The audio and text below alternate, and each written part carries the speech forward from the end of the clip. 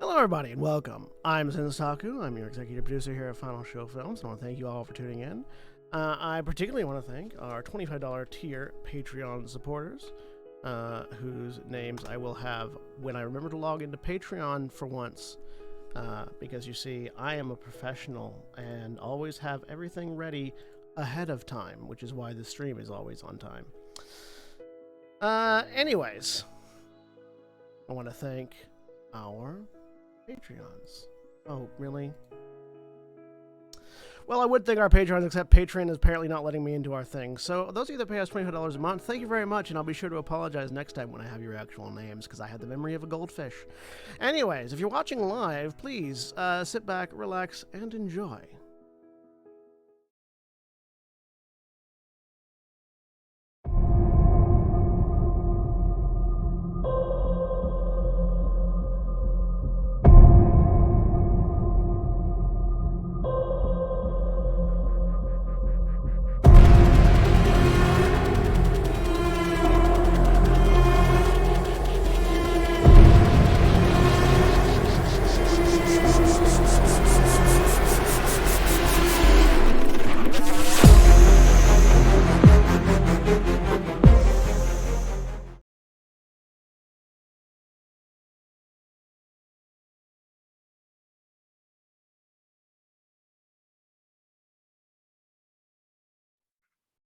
We're live.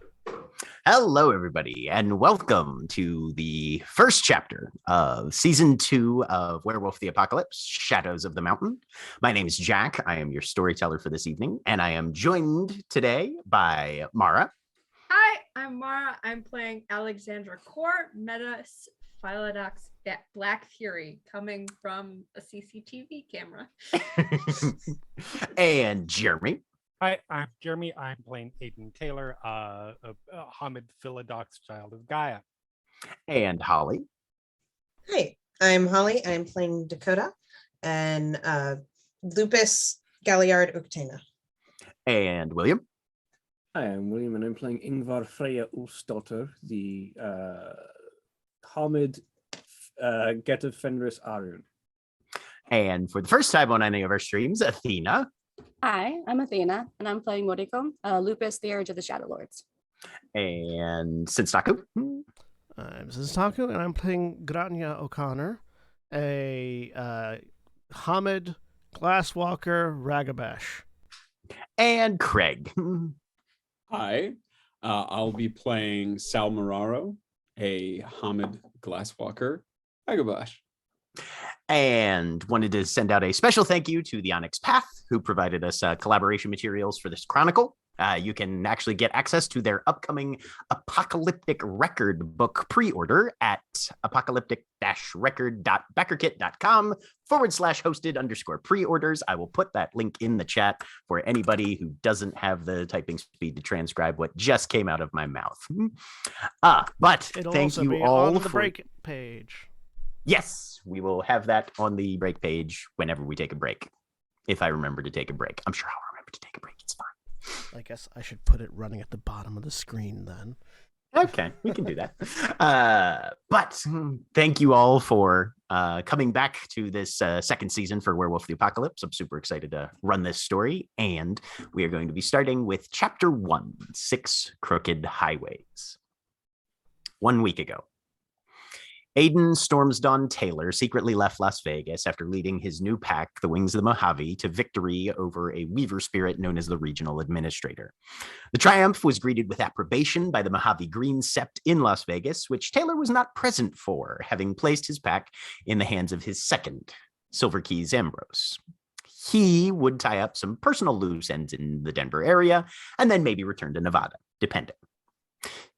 2 days ago, Ambrose informed Spiderfire Mararo, the Wings Ragabash, that Aiden had left to handle some issues in Colorado, letting the Glasswalker decide if he would stay in Las Vegas or follow his alpha to provide some sort of backup.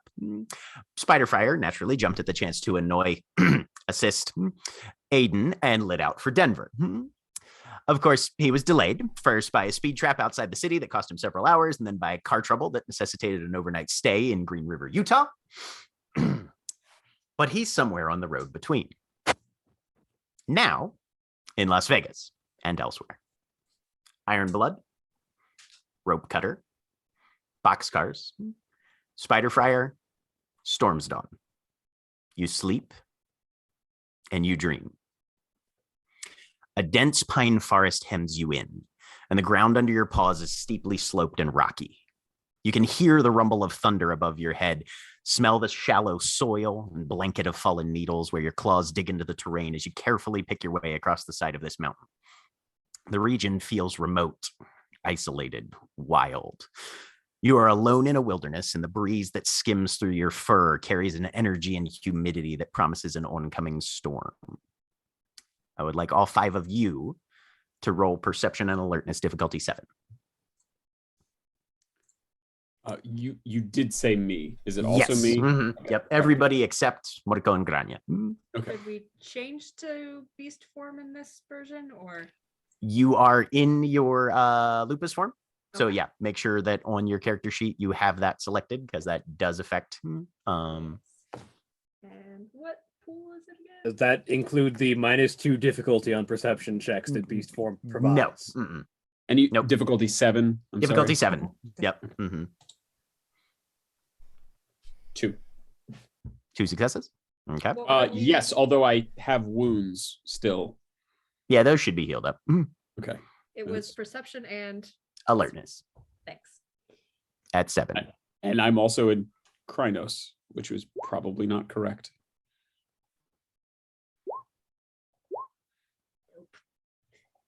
So 1 success for Dakota, 7. 2 successes for Sal, 2 successes for Aiden. All right. So those of you that got successes, time seems to slow. A bolt of lightning swarms down out of the threatening sky, striking towards a massive tree only a few yards away. But another bolt erupts upward out of the soil to meet it, scattering dirt, rock, and needles in all directions. The clap of thunder as they both meet nearly ruptures your ears. Those of you who fail simply hear a stunning blast of thunder that comes out of nowhere, and all of you feel your footing give way as the mountainside sloughs away under the impact. Stone and trees make a waterfall of debris that carry you along with it, struggling wildly to avoid being pierced, crushed, or buried in the avalanche. You are lashed by sudden torrents of rain and hail as the storm above brutalizes everything you can see. As you try to survive, a movement catches your eye. And for this, time slows for all of you. Standing on a craggy outcrop of stone, in the only place of safety you can currently see is a single wolf, gray of fur, with a few black patches around its head. There's another flash of lightning, but instead of thunder, it leaves in its wake the sound of corvid calls, like 1,000 dustbringers, all screaming war cries at once. And in the storm-tossed mist behind this single solitary wolf is a vast shadow of wings. You all wake. Ironblood. There's a soft thudding sound that hits your ears immediately as someone is pounding on your door. One moment. Ingvar will stand up and go over to the door. As you open it, Hekau and Silverkeys are both standing there, fully dressed. Hekau speaks first. Meneglo spoke to me tonight as I meditated. The nation is seeing dangers rise, and we are needed. Some things are lurking out of sight, he says, and the wings are being sent, I suppose. Silverkeys and I are told to go to Russia. He says the rest of you need to follow Aiden. Good luck on your journeys then, brother. And sister. Silverkeys nods. My father sent me an email. Trouble at their sept outside Novosibirsk. I'm needed for something, and with Hekau's vision message, I do not like this, but I do not see what else we can do. So we must wake the others. It is apparently urgent. I'll handle getting the others on the way to wherever Stormstone is. Do we? I forget out of character if I Mhm. know where he went. You do not. Do we know where to find Aiden? Silverkeys kind of sighs a little bit. He has gone to Denver to follow up on something personal, he said. I talked to Juniper. When my father emailed me and said that we had to depart, she said that she can talk with some of the other packs here and see if she can get you a moon bridge. Very well. I will wake the others then and gather them to Juniper to see if there's been any results of that. Now, you need to be on your way. we have some prepared. Well, I have some prepared. Hikau is always ready to go. But we will speak before we leave. Yes. All right. I will gather the others. Now in Denver. Southwest of the Colorado Rockies ballpark in Denver is a bar. It's located in a basement space in a near quadrangle of multi-story buildings. Bar is called Howl at the Moon, which is a smoky hole that somehow manages to continue existing as an increasingly derelict live music joint in the heart of the sports district.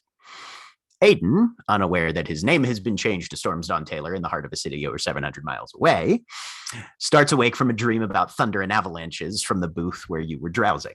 Okay. You've been in Denver for at least 4 days, having received the chilliest of cool greetings upon your arrival before eventually poking around a little bit, trying to figure out what's going on, and then this evening finding your way here to one of your oldest haunts in the area, hunting down memories. The wee hours quiet has washed over the bar, which is barely doing enough repeat business from the few patrons that are currently here to justify keeping the doors open. Speaking of doors, however, they open at the main entrance end and 2 figures enter the establishment. What does Moriko look like as she walks into a bar? All right. So Moriko has the appearance of about a 20-year-old Japanese American woman standing around 5 foot tall with black hair that's been cut in a very long, shaggy bob that is a particular style that someone with a sense of hairstyles would recognize. It's a wolf cut, because of course it is. She's got 2 moles, one on the right side of her face of her cheekbone, the other below on her left lip near her jawline. And one of the things that you kind of get a sense from this person is that she is unremarkable, very NPC energy. The only thing that kind of catches your eye, if you're a human, you probably don't know why she kind of weirds you out. If you're a guru, you probably notice that she just holds herself a little too still. Even when she's walking, she's not moving her head. She's not looking from side to side. She's not even scanning her surroundings. She seems utterly still, even in movement. When she stops fully. There's no fidgets, there's no hand movements, there's no little shoulder movements at all. And Grania. How does Grania enter a bar?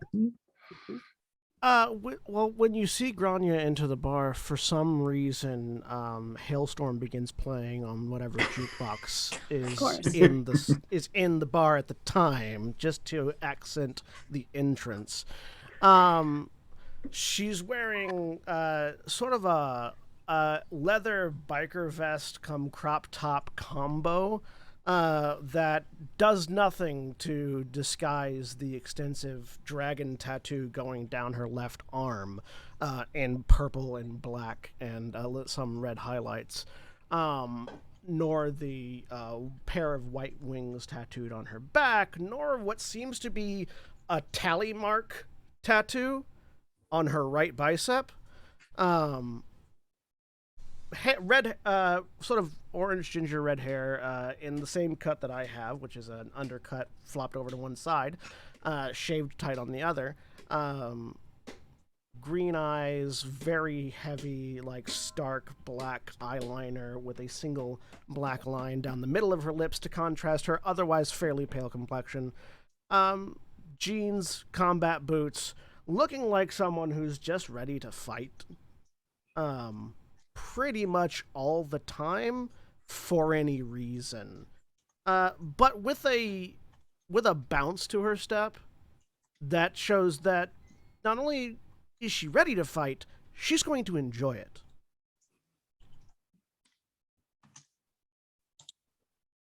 You're muted. Yeah.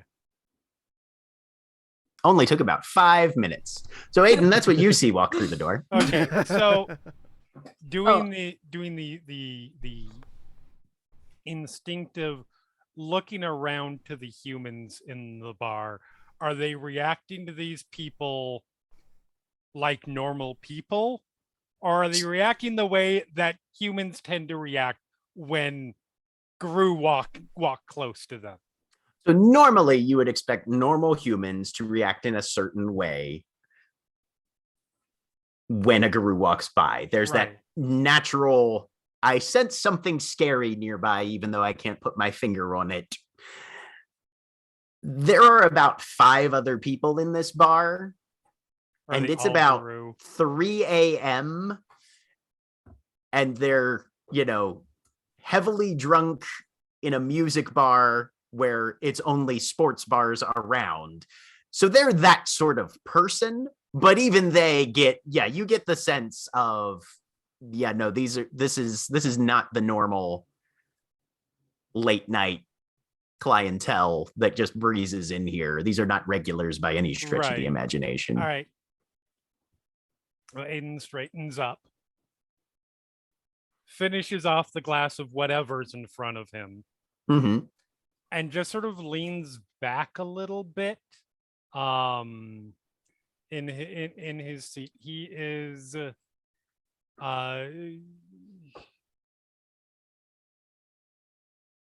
he has his snout shortened at his Mhm. side, not immediately visible. Mm-hmm. And just fixes his eyes on them almost expectantly, like there's not like a challenging look in it or anything like that. He just watches them and waits. Either Okay. they're gonna come his way and and that'll be something to deal with, or they won't and they're here for some other reason. Okay. So, Moriko, as you come in, there are 6 people here. It is very easy to pick out who you're here for. All right. Yeah. No, Mordecai pretty much zones the immediate to Aiden, almost enough that if you were just even glancing over at them, it would look almost like a wolf suddenly going, yes, there he is. It's obvious. Yep. She definitely looks like she recognizes who he is. Not just that she was looking for any guru, she knows who Aiden is specifically. So in terms of how to what is the role? You will have to remind me. What is the role, and if it's potentially relevant here to look for signs of pure breed? That would be a perception and either primal urge or etiquette. Okay. Mhm. And I should stress, Mordecai looks so average. This is Right. somebody who your eyes don't even want to remember her at all. Got it. She's wearing like a black shirt and broken in jeans. This is not somebody who you almost don't even want to look at her. You're just kind of like, oh, no. Isn't it significantly easier to sense the more pure breed there is? Mhm. Correct. Yeah, just standard difficulty on this one for Aiden, Which though. is 7? 6. 6, okay.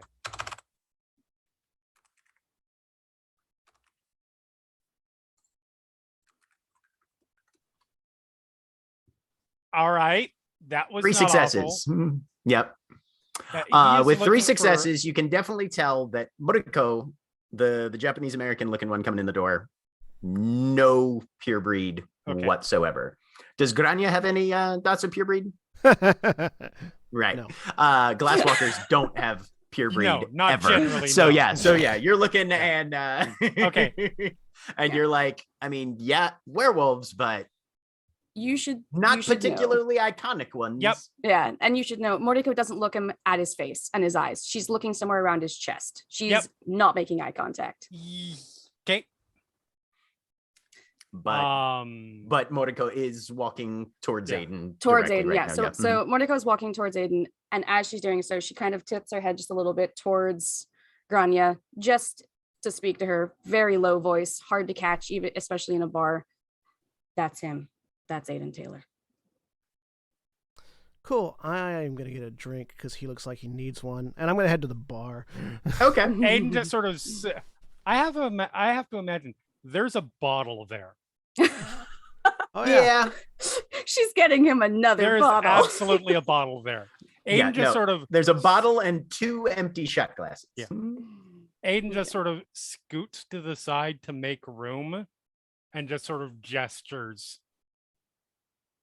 in a take a seat way. Okay. And this is where I'd like to roll for her introduction. Okay. For how well she does this, how well she pulls this off. So you're just trying to make a good impression, basically, kind of thing? Yeah, for how she would she knows what she's supposed to do, but if she's nervous, and she is, if she might mess up. So I want to see if she would actually mess up. Charisma and etiquette. Do you have any dots in etiquette? I believe I have 2. Okay. Charisma and etiquette, difficulty 6 then. All right, and then let's see. Oh, dang. All right, she succeeds. 3 successes. She's gonna nail it. All right. Mordecai approaches Aiden in a way that is so clear from her body language that she's being as respectful as possible. She's keeping her head down. She's not making eye contact. She's looking very sort of politely somewhere around his chin, vaguely area. As soon as she gets up to the table, she does the thing that has the sense of a super learned behavior, of a bow that is exactly at 90 degrees, where she, holds it for a moment, rises, and says, はじめまして、私はモリコでございます。よろしくお願いします。And then, I am Mordecai, the urge to the Shadow Lords here. I was hoping we might speak. You're Aiden Taylor, are you not? I am. Mordecai takes a seat in a very clearly trying to be respectful kind of way. I heard. Grania, you've gotten a bottle of what? Oh, yeah. I've gotten a bottle of whatever looks the shittiest, and then 2 beers, like in cans. Okay, so two beers in cans, and so you're going for shitty hard liquor? Yeah.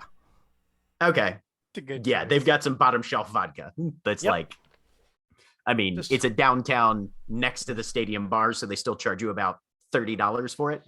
But 2 of those and 1 of those. Okay. Yep. And he just takes the money and goes back to what he was doing, which was mostly just wiping things to look busy. And in contrast to Moriko's polite sit down, Grania just plops the bottle down in front of you, the 2 beers in front of her, and just sits down, leans back, and cracks one of them open, then cracks the other one open to set it ready as she begins to drink the first. And I'm sorry, you are? Grania O'Connor. Fuck. Yeah. With her. Got it. I feel like, was that fuck in character? Yes. Yeah. Okay. It sounded like it was. My minor accent slip, fuck. Yeah. I hope you won't mind me asking, Noriko. Can I ask what this is about? Because if you know me, I think you know I might tend to keep my guard up in this town. I understand. I do. It's what I wanted to speak to you about. I know you weren't, well, I know you were gone. Yes. The rumors, they say you have a pack now. Is that true? There's a look on Grania's face in response to that. That is a mixture of, wow, really? And also, why is that funny? Yes. And here comes an empathy check because Aiden wants to know, as anybody, like exactly why that's the case. Sure. If you're Which- trying to with interpret empathy. interpret something, wits and empathy, difficulty 6. Are you trying? So, question: who are you trying to interpret? Moriko or me? Moriko. Moriko, Okay. yeah. Oh, even with 2 1s, you walked away with 2 successes on Yeah. that. Nice. Well, that's because that's like my special. Specialty. Right, that's your Yeah. thing. Okay.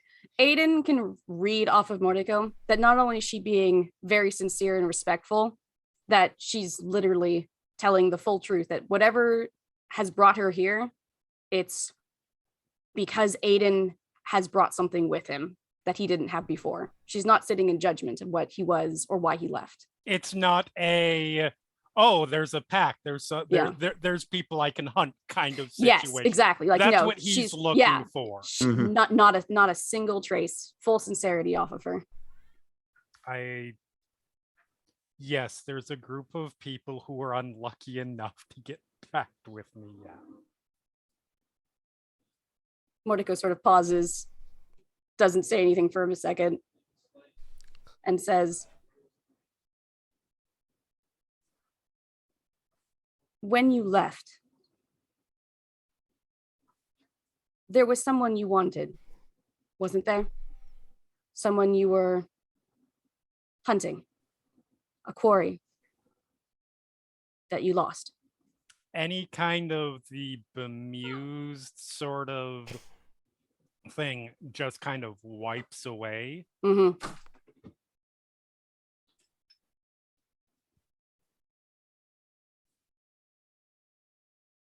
You could say that. Can I ask why? I have something that I am trying to do, a quarry of my own. While I was pursuing it, I ran into yours. It's nothing, really, not my business. Although anyone that, well, you know. But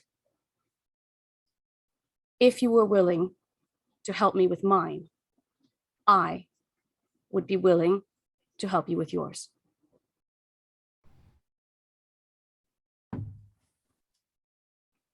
All right. Looks over at Grania. What about you? I assume you're not here just to witness this. Oh no, like I said, I'm with her, and also things tied together. And she sort of leans. She leans. She was already sort of leaning back. She leans back a little bit more to the side, to sort of lift up the arm that has the tally marks on it, and just pulls aside a little bit of the vest that she's wearing, and you see a very distinct silvery scar across her side that you sort of would instinctively know is from silver. Right. Give me, if you're trying to read any more into that, that's intelligence and medicine, difficulty 8. Sure, why not? For diagnosis.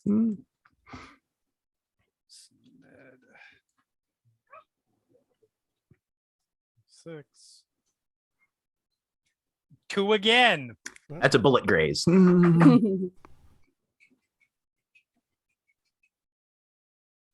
She sort of lowers it back down, leans forward. There's a bunch of unsavory types that are operating with real heavy caliber ammunition, and I don't want to get shot again. At least not by myself. I only want to get shot by other people. I mean, Not shot by myself. It's fine.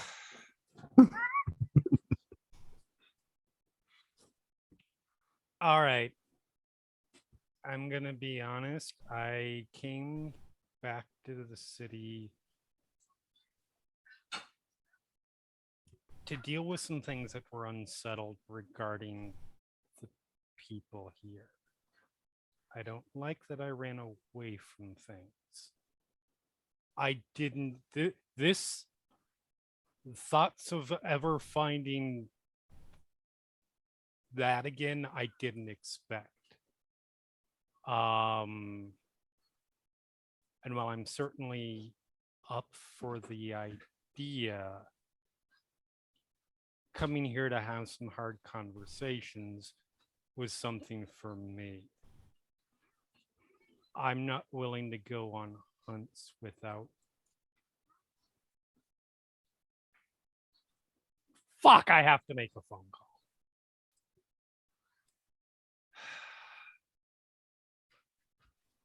And they're gonna yell. God damn it. All right. Would you leave without telling them? No, I told them. One of them. I told, you know what? Let's talk about that in a minute. No, I get it. Enjoy the table here. I need to go deal with something. I totally get it. My dad went out for cigarettes and never came back. Understand? No, that is. She just grins as she goes to the second drink. The Camera first one being cut. Camera cut. That's a perfect spot. Mhm. Sal, I-70 winds through the Front Range as you approach Denver from the west. Browns and greens blur together into a muted blend as you push through the last hour before hitting the city limits. It's been a nightmarish road trip for you. Law enforcement, vehicle issues, and traffic all seeming to conspire to delay your journey. So take another rage over your maximum for the last few days' experiences. What are you planning as you hit the outskirts of Denver? Sal is planning to hit up, probably has been doing so as he drives, because it's Sal. He's been using his phone to troll the internet and social media sites and things like that. And then as he's getting in closer to the city, would start trying to see if there are facial recognition cameras spread around in Denver. Since this is World of Darkness, that shit's probably everywhere. Go ahead and give me an intelligence and computers difficulty 7. Sure. He is also sending texts to people he knows back in New York to see if he can get one of those talons that is a license plate that changes so you don't get picked up while speeding.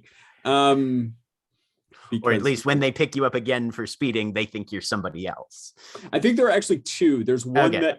there's one that can't be read, and there's another one that bounces back radar signals. So Gotcha. you don't ever show up as speeding. I'm sorry, you said intelligence and computers? Yep, difficulty 7. Got it. I would counterpoint that in World of Darkness, they're either everywhere or literal nowhere. Yep. Right. But this being a fairly technologically advanced city, yes, there are some facial recognition cameras. You do get a couple hits for something where you Google image search match it in there with your spirit tech. Most recently, there were a couple pings of somebody who looked at least 87% like Aiden, somewhere down around the Rockies ballpark area. Okay. I will start heading to that area, and I will look for, I will check whatever the World of Darkness equivalent of Yelp is, probably Scream, for the bars with the lowest possible ratings in that area. I will also point out, Sal is using a variety of pictures, but anytime sort of the camera observer, so to speak, sees Sal flick back to Aiden's profile on his phone, his contact, it is the least flattering picture possible of Aiden, probably mid blink and like half sneeze. Perfect. You do tend to blink when you sneeze, so. Yep. Also, go ahead and give me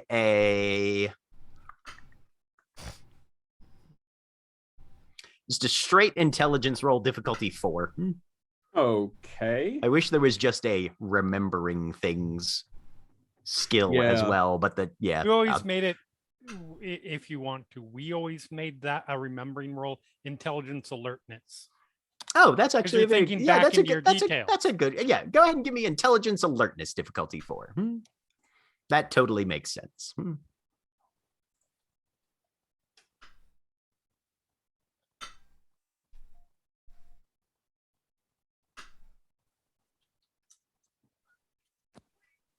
2 successes is plenty. So yeah, you start strolling through shitty bars near the ballpark.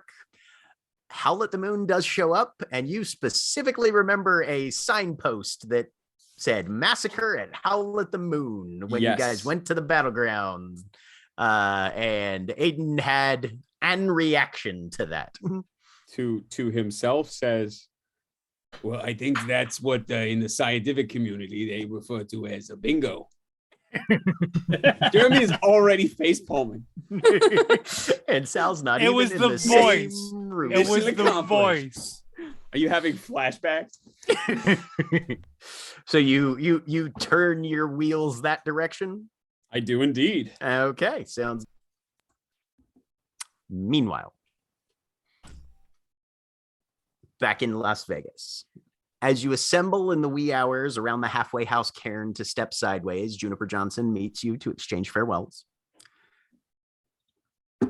So, all of you are there, which would be Ironblood, Boxcars,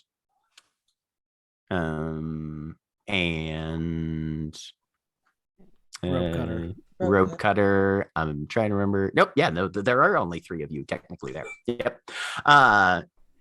Hakao and Silver Keys are there with you. So do you guys have a plan? Like, what should I tell the elders? When do you think you'll be back? That kind of thing?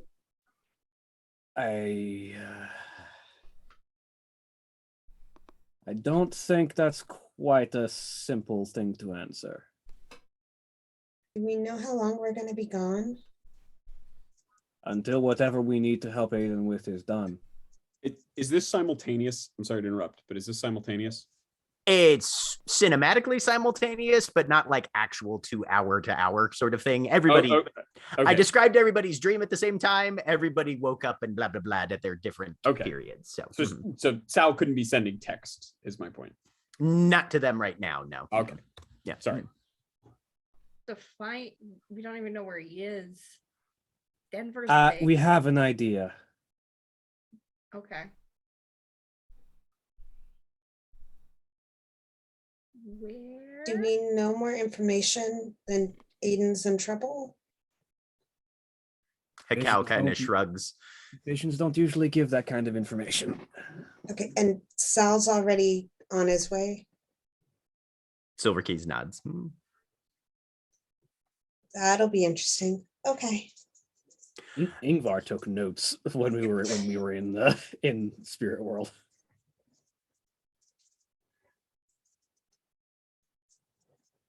And Hakao on the totem phone to all of you.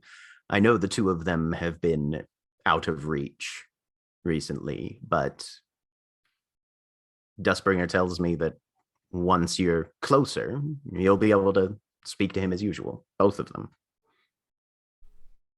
Good.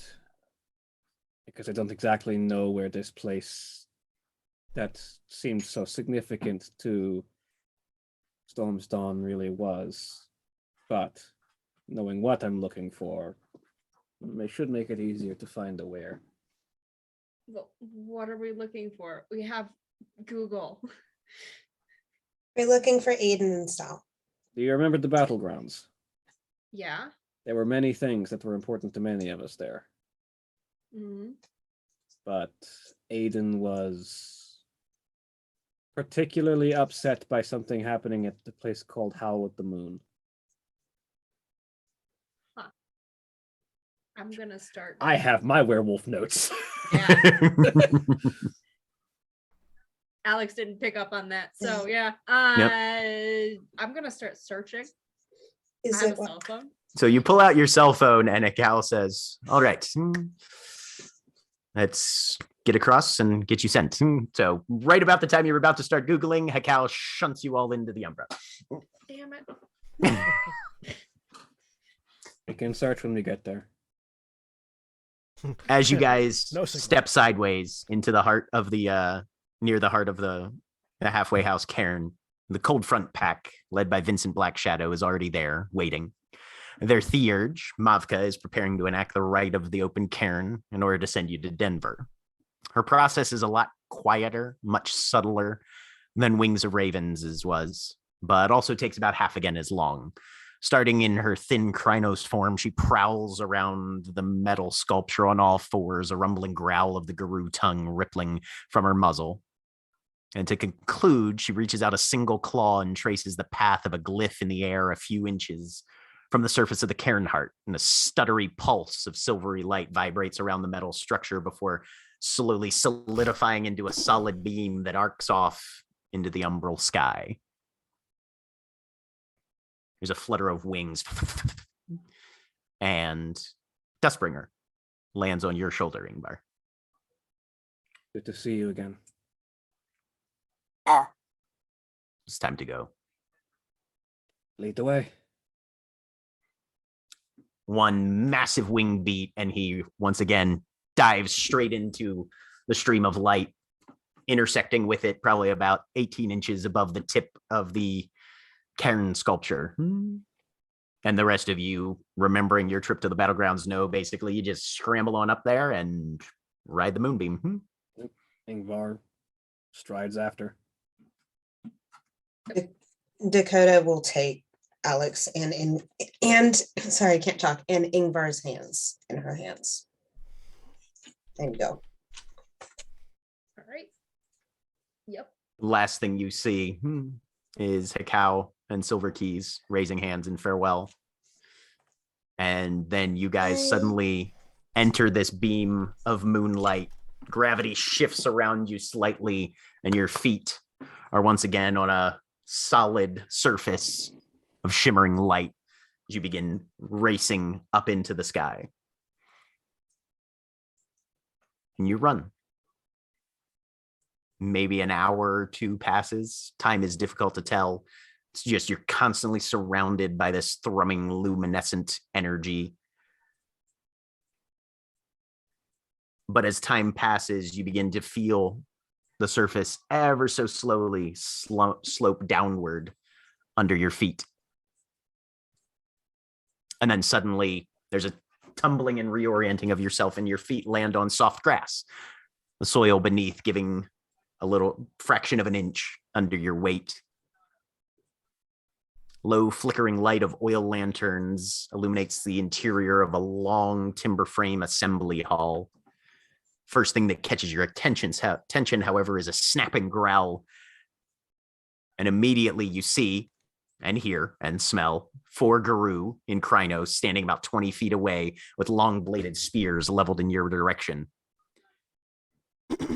Don't you fucking move, outsiders. Out of game question. Yeah. Would Scandinavian Guru, particularly those of the Get of Fenris, associate moon bridges with the Bifrost? Maybe. But Bifrost is usually described as a rainbow bridge. There's nothing rainbow about a moon bridge. It's just bright. Yeah. It's just bright. But those greeting words come from a pale gray, kind of rangy werewolf who's standing in the center, little shorter than a couple of the others who flank her. Ingvar stands up straight and tall and squares her shoulders, making sure that Web Cutter is still on her back and her fang dagger still at her hip. Nope. And she just sort of stares them down. Oh, Alex. For the 3, 3 2. new arrivals, go ahead and make a perception and alertness difficulty 6. If you want to have been in a different form while you're making the transit, you can be in that form now. Probably Hamid, because we're going into a city, as far as I know. Okay. Mm-hmm.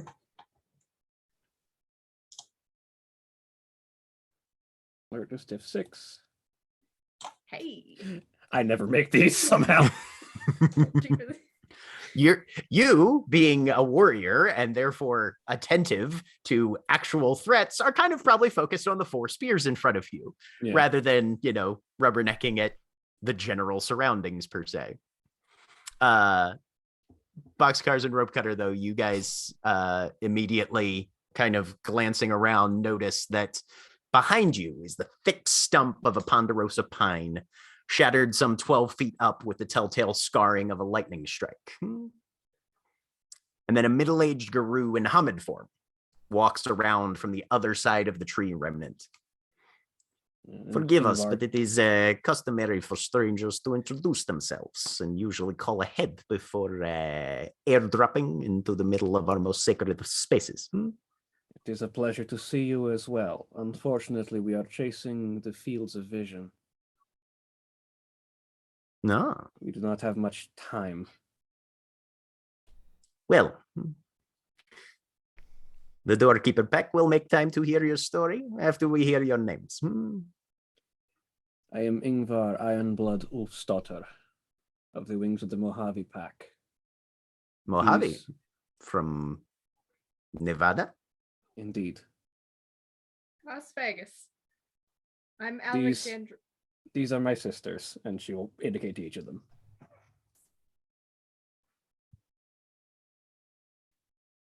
Do you Hi. not have mouths, sisters? Sorry, I thought Alex was talking. Oh no, this is Okay. totally what's happening. Okay. I'm terrified.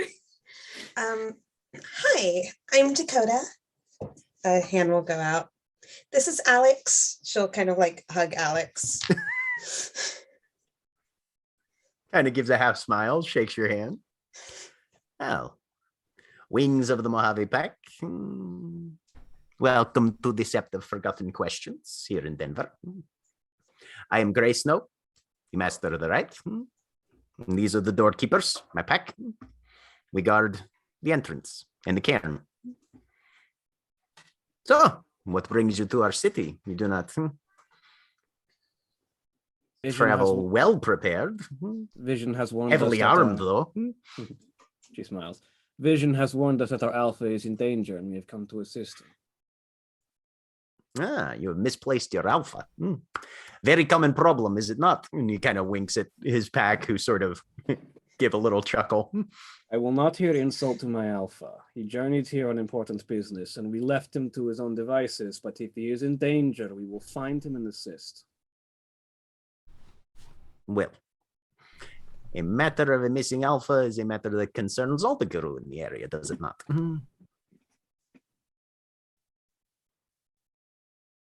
What is his name? Our alpha is Aiden Stormstone Taylor.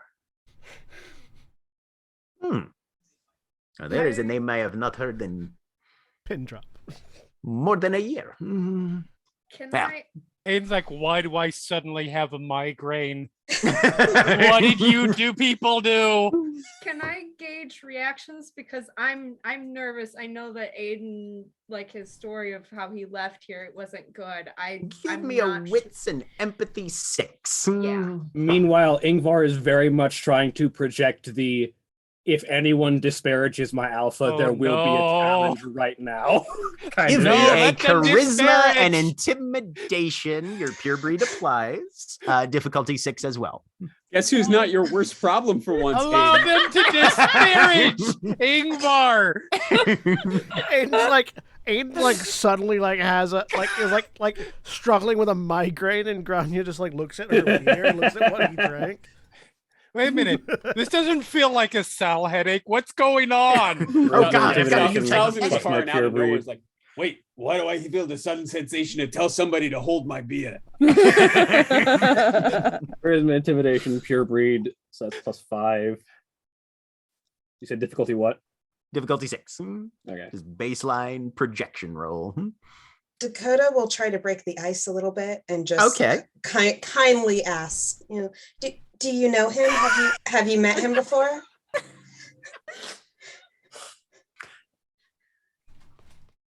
I have met him a time or two. Moots, that sort of thing. I was not master of the right when he left, but things change. You've gone up in the world. Yes, I have. Thank you. Rightly so. With 4 successes, Ingvar very much just sort of stares down. Right. Yeah. Ingvar's Ingvar's just completely flexing the "don't fuck with me" vibe. Got a success. You got a success. At Aiden's name, there is a ripple. Not a growl, but a ripple.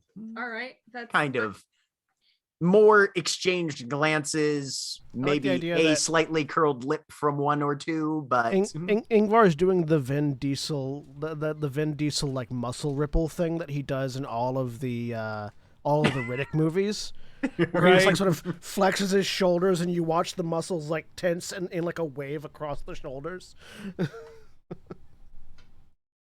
going to kill you with my teacup.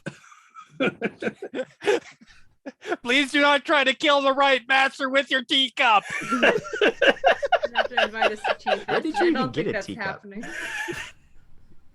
I understand that you need to find out who we are, and it is your job. But if possible, we do need to move quickly. We don't know what sort of danger he's in. kind of gives a little bit of a nod. Turns to one of the ones standing by and kind of exchanges a glance. Go ahead and give me let's make it a manipulation and expression difficulty 7. Is there any assistance from Ingvar sort of projecting that you really don't want to hold us back? Oh, that's why it's a 7 and not higher. Okay. Yeah. 2 successes. 2 successes. Aurora, can you verify? And he kind of just does a little gesture to the trio around the Cairnheart. She reaches behind her, and you see she's got this kind of bandolier with a bag at the end of it, and pulls out a cell phone. But it's like it's weird and bulky. I mean, it's obviously a cell phone, but it's built like it's meant to also be able to break a car window. It's a Nokia bar. Kinda. Tap, tap, tap, tap, tap. Swipe, swipe, scroll, scroll.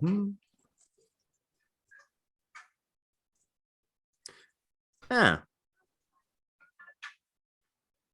glasswalkers in Vegas apparently know these 3. Shouldn't there be more of you? One of our own is already en route, And and 2 others two have, of our, 2 others have other business elsewhere to attend to. She gives Grace a nod. Well, in that case, we can drive you into the city if you like. I would appreciate that. that would be wonderful. Yeah. Good. Fairly simple then. And he turns around. Hey, Scarmaker and Dragos, you are on chauffeur duty. Get one of the trucks. And the 2 largest hitch their spears into these racks that are nearby on the wall. Follow us then. Ingvar nods. You guys walk out, and as you step through a series of doors, this long hallway that's all timber framed is apparently surrounded by a lower, larger structure.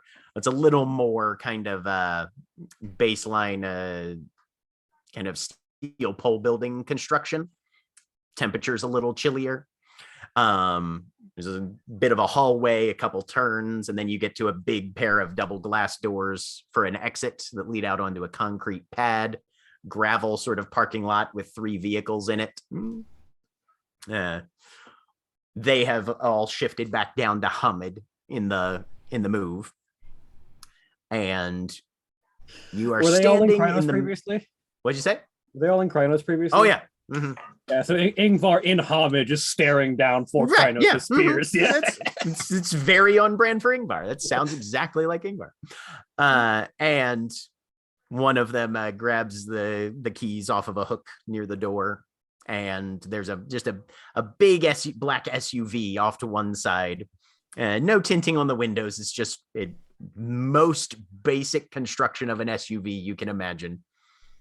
And one gets in the driver's seat, one gets in the passenger, and they click the locks for you guys to be able to pile into the back seat, which is a little bit of a tight fit, but there's only 3 of you. All right. Where are we taking you? The only best place that I can guess would be if there's a location called the Howl at the Moon.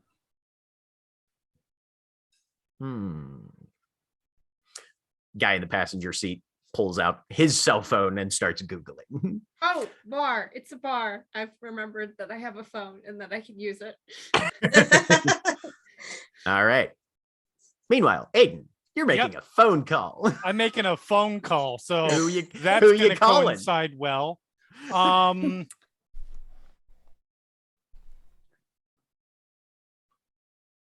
mean, in all honesty, I imagine probably whichever person in the pack just immediately comes up on their phone.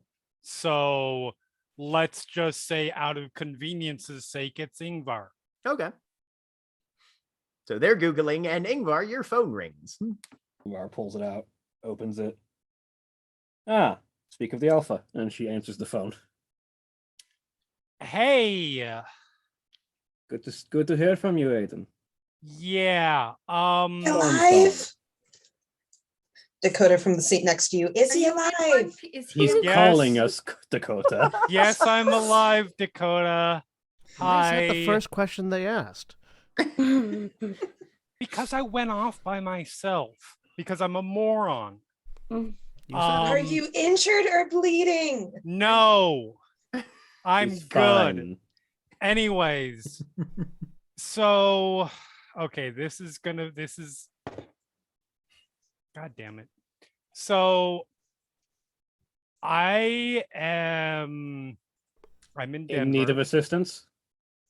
Little bit. Didn't expect this. Fortunately, we are already in the city.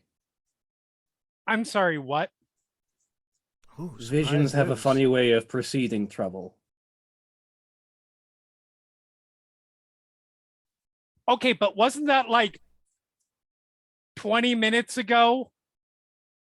For you guys woke up in pretty much.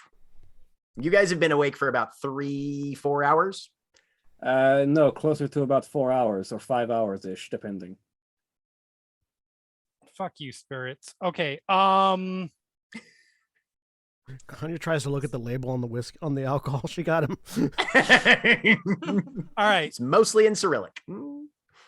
So that aside, You know that Sal took off immediately and is probably still driving here. wait, so you're saying he's not gonna be here before you guys? Is Sal not with him? There is good news. If he's not with you right now, we're going to be there before him. Good, thank Christ. All right, so here's the thing. Well, you know what? You're fucking in the city, so I might as well. I'm at the Howl and Moon Bar. I'm here with some people who presented me with an opportunity that I did not necessarily think that I was going to get. In exchange for something else, and this all involves a hunt, which I was not going to do without you guys. So why don't you come on over? We are being driven there right now by some of the local sept. Important question. Does Dakota have ID yet? Out of character, does Dakota have ID yet? I think we're I working on thought- that. We got Oh, she And doesn't? I Alex. thought she and got... Alex. Yeah, Wait, I thought did we Sal got get it. them? Yes, Sal got ID for both of them. Sal did He get did? ID for both of them. Yeah. That's right. Yep. Oh. Yep. and Mhm. cell phones and all that good stuff. I Oh, knew wait, the was cell that a phone. driver's license? That's right. We That was the established question. whole identities. That's right. Never Yeah, mind. yeah, we got that was I think one of the plot points. Well, I mean, Athena I think has watched it more recently than any of us. But my recollection at least is that we got Alex a driver's license, and Sal was like, "All right, here you go. Now let's teach you how to drive." That's Anyway. right. Yes. Mhm. Look, Sounds about right. it's Sounds been about it's been a few days since we last did that, and and by a few I mean like 300 and some. Oh, more than that. Wasn't More this than that, but pre-apocalypse? this was more than I a was year gonna ago. say, Yes. y'all. Yeah, it's Uh-huh. been a while. Mhm. It's been a Yep. minute. 800. Who knows? Anyways, Look, time no longer matters or has any meaning. So time is a flat circle. Time is a weird soup. Oh, short answer. Yes. So we have okay, so IDs. adjust that to. All right. Important question: do Dakota and Alex have their IDs on them? I look over at the two of them. Do you both have your IDs on you? I packed as much as possible. She holds up a suitcase. Yes. I'm assuming. Okay, unless Alex good. says no. Yeah. All right. I So have- yeah, come on by. We're having drinks. Yes, a pair of SEPT members are driving us there now. We'll be there shortly. I whistle at the Wait. bartender and hold up 2 fingers. Hold up. Of course you went. We came via Moonbridge because we're not Sal, who's going to drive across the country. I mean, fair point. Sal also has a car he wanted to bring with him. How could did probably- that go?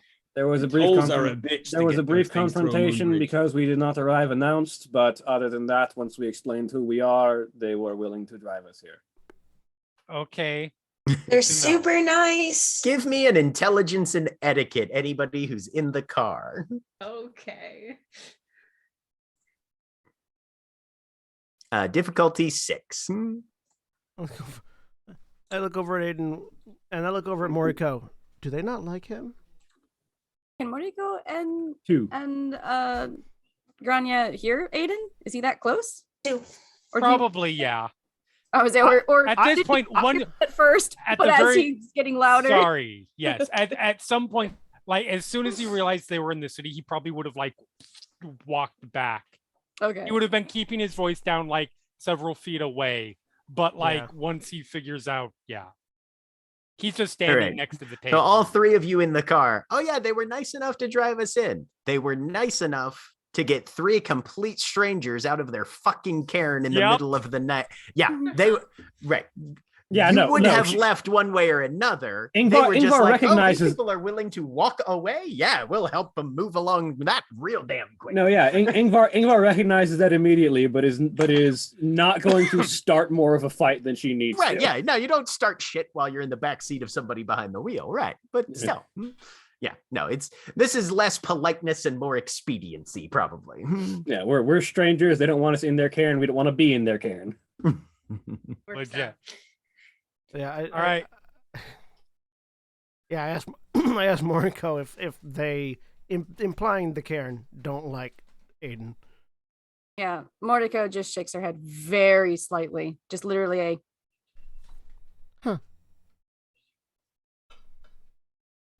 While All this right. is happening, Dakota's also texting Sal, just saying, "Where are you? Are you okay? Tell me you are alive."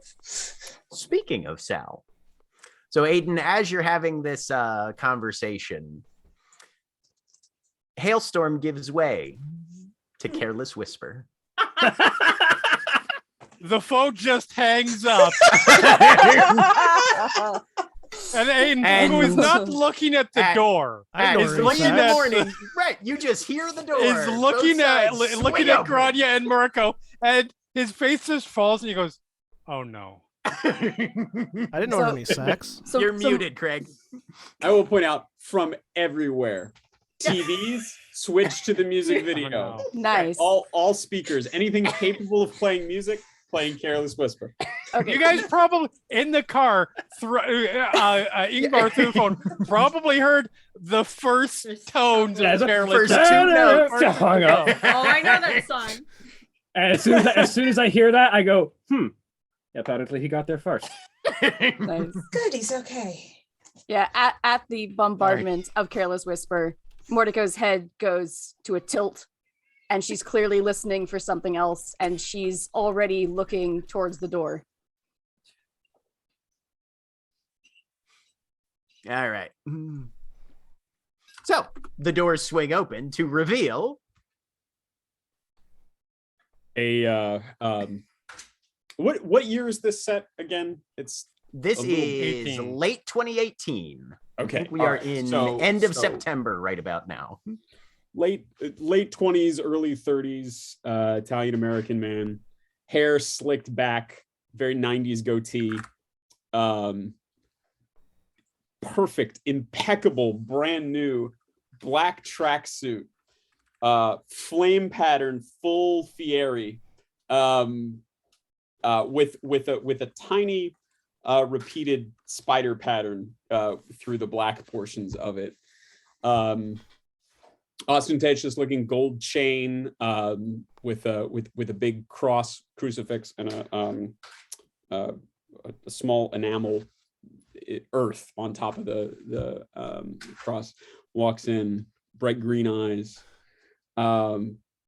big shitting grin on his face, arms out, and he goes, "Boys, you picked the absolute shittiest places." I hold up my cell phone and tap something, and there is like a record scratch sound as all the music stops, and I just go loud because now I can be heard over everything else. Who's this Paulie from The Sopranos looking motherfucker? Oh no. And I'll look over. Hand goes Glass in the Walker pocket. War. Yeah, hand goes in the pocket because I spent the willpower. Pushes the button. Carol Whisper starts up again from the beginning. No. Mordecai. Guess who rolls her eyes. Guess who both have the same gift. Yeah, I know. And I look back over and like, "Boss, you didn't tell me the cranberries were in town." It's gonna be a Glasswalker Ragabash fight. It's gonna be amazing. Just fucking theme music battle. Hi, Sal. You don't call, you don't write. Where you been? How are you? Oh, I'm fucking fantastic. Let me tell you about the goddamn traffic on the way over here. What the fuck are you doing in goddamn Denver? We're not having that conversation now. Come over, sit down, have a drink. Oh, it's funny because I fucking thought we were, because that's what's going on. Y'all got Breckenridge here. I hear they make it real fucking high up in the air. Is there anybody behind the bar? Yes, there's a single bartender who looks like he is a little disconcerted by what's been happening with his electronic system. He's got a remote out and he's just gonna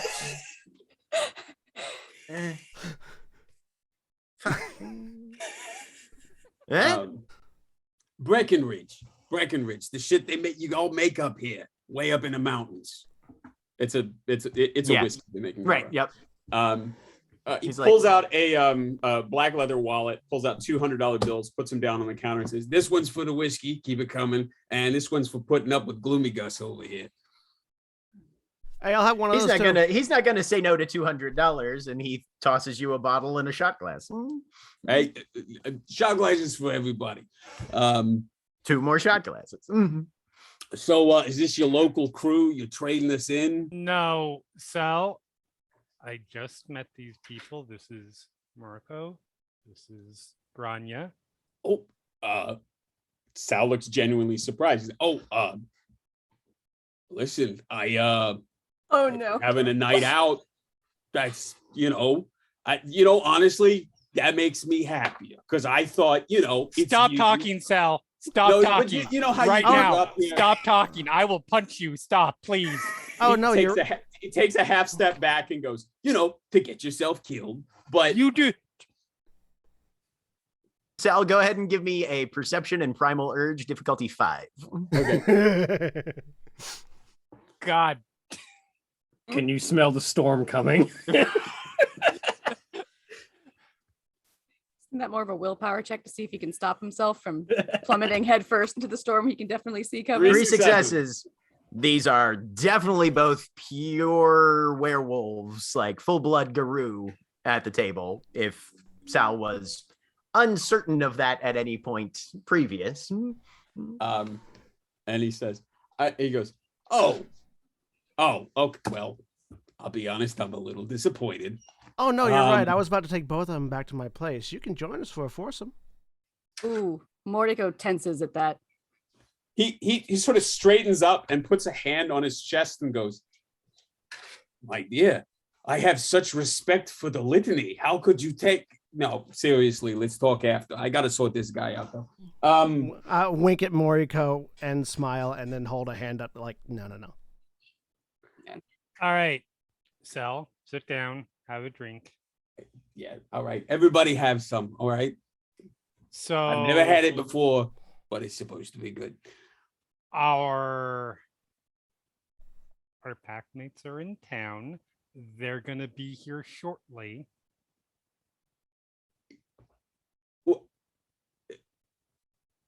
What? I really love it anytime you're speechless. No, I know. It's your fucking wet dream. So why are they here? Is there another apocalypse? Did you all... You know what? We'll handle...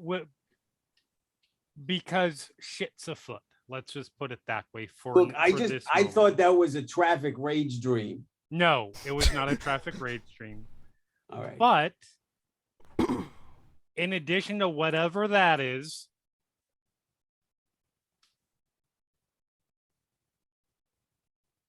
Moriko has some potential business to discuss. And that's you, right? And he points to Moriko. Can Mordecai make another introduction roll? Yeah. Same pool, same difficulty. Higher difficulty because I slightly put Moriko off her game. No. Ah, damn. She's just on a roll. Yep. I have opposite curse dice. So Mordecai looks at Sal. She inclines her head like very slightly. Mordecai, fears to the Shadow Lords. I'm here to speak to your alpha. You are Sal? Yeah. She says that like the way she says his name, you get the impression that she thinks that's his whole name, like Cher. Yeah. That's his whole name. Oh no. It's real nice to me. Hold on a second. And he's sort of like reaching around. Oh God, boss, can you check and see if the knife is already in my back, or is that something I gotta watch out for? Grania just starts laughing. Oh yeah, Hey, and Mordecai just stares somewhere around Sal's back as though she's also now not sure if she should be looking for a knife. Yeah, Sal, No, I'm sure you'll get it sorted out later. Yeah. Sal, What's up, boss? behave better than you usually do. That's a real low bar, boss, but I'll work on it. All right, so you got some good information. How about you, Sinead O'Connor? What's going on? Close. Grania O'Connor. Fuck. Hey. General shit disturber. Right. also with Hey, that's good. Are any tattoos indicating yeah. tribe or anything? No Tribe. No tattoos indicating tribe, but the Paulie from The Sopranos reference probably gave it away. Well, can I make a roll to see if A lot of if people are pop Sal can guess? Yeah, a lot of werewolves are pop culture savvy. Give me an intelligence and etiquette. I'll say difficulty You're talking with a child 6. of Gaia that pop culture savvy. Yeah. I mean, our pack is pretty pop culture savvy. Difficulty 6. Difficulty 6. Yeah. 3. 3 successes. I mean, whoever this is definitely knows that you're a Glasswalker and probably knows that you're part of the wise guys. Right. You're thinking Glasswalker most likely, definitely not a wise guy. Certainly not a corporate wolf. Okay. All right. Yeah. So little bit of a. But she's not quite a random interrupt either. She's got like the punk anarch biker look going on. Okay. Right. So a little bit of a smile, like a reappraisal, and Sam goes, "Oh, hey, no shit. So a fellow Walker, huh? Yeah, it just waves her phone around to referencing what they were doing earlier. Yeah, Oh yeah. like to play around a little bit. It's all right. What aspects? You talking to spirits? You were theors? You both theors? I get the feeling that you and I kind of walk the same path. I was Wait, you afraid were of that. Ragabash? Yeah. Get the fuck out of here! Yeah, no, I've basically just been putting wrenches in all sorts of weird places my entire life.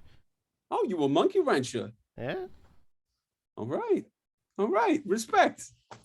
That's great. So, yeah, I mean, Take a shot. we ought to talk sometime about, how it is to be the real cornerstone of your pack. I mean, it's important. Yeah. So you two run with a local pack then? No. Oh, I'm So- new in town. Can we Well- moment? Yeah, I'm gonna grab Sal and pull him out of the booth.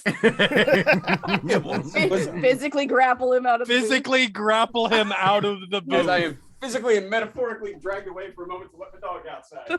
Fair enough. Perfect timing. Meanwhile, Great timing. the other Nope, three nope, of he's you back. have gotten dropped off in a parking lot. Is there a sign for this bar? They dropped you about 3 blocks away Yeah. Location, based on Google Maps. transit. Let's find a route. Okay. All right. Yeah. So we will walk the rest of the way. Okay. As you're walking, you're sort of getting this is a very different urban space than Las Vegas was. The air is thinner, of course, being at a higher altitude. And there's just something about the energy that feels off. I forget It's- the name of Ingvar's subsect of Get of Fenris. It's Valkyria Free. I think it's literally that. Yeah. it's a little more alive almost, and you're suddenly realizing just how much the regional administrator had calcified the spiritual resonance of Las Vegas.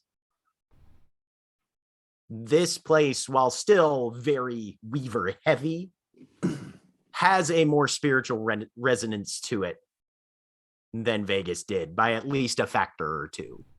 It's not home, but it's more alive.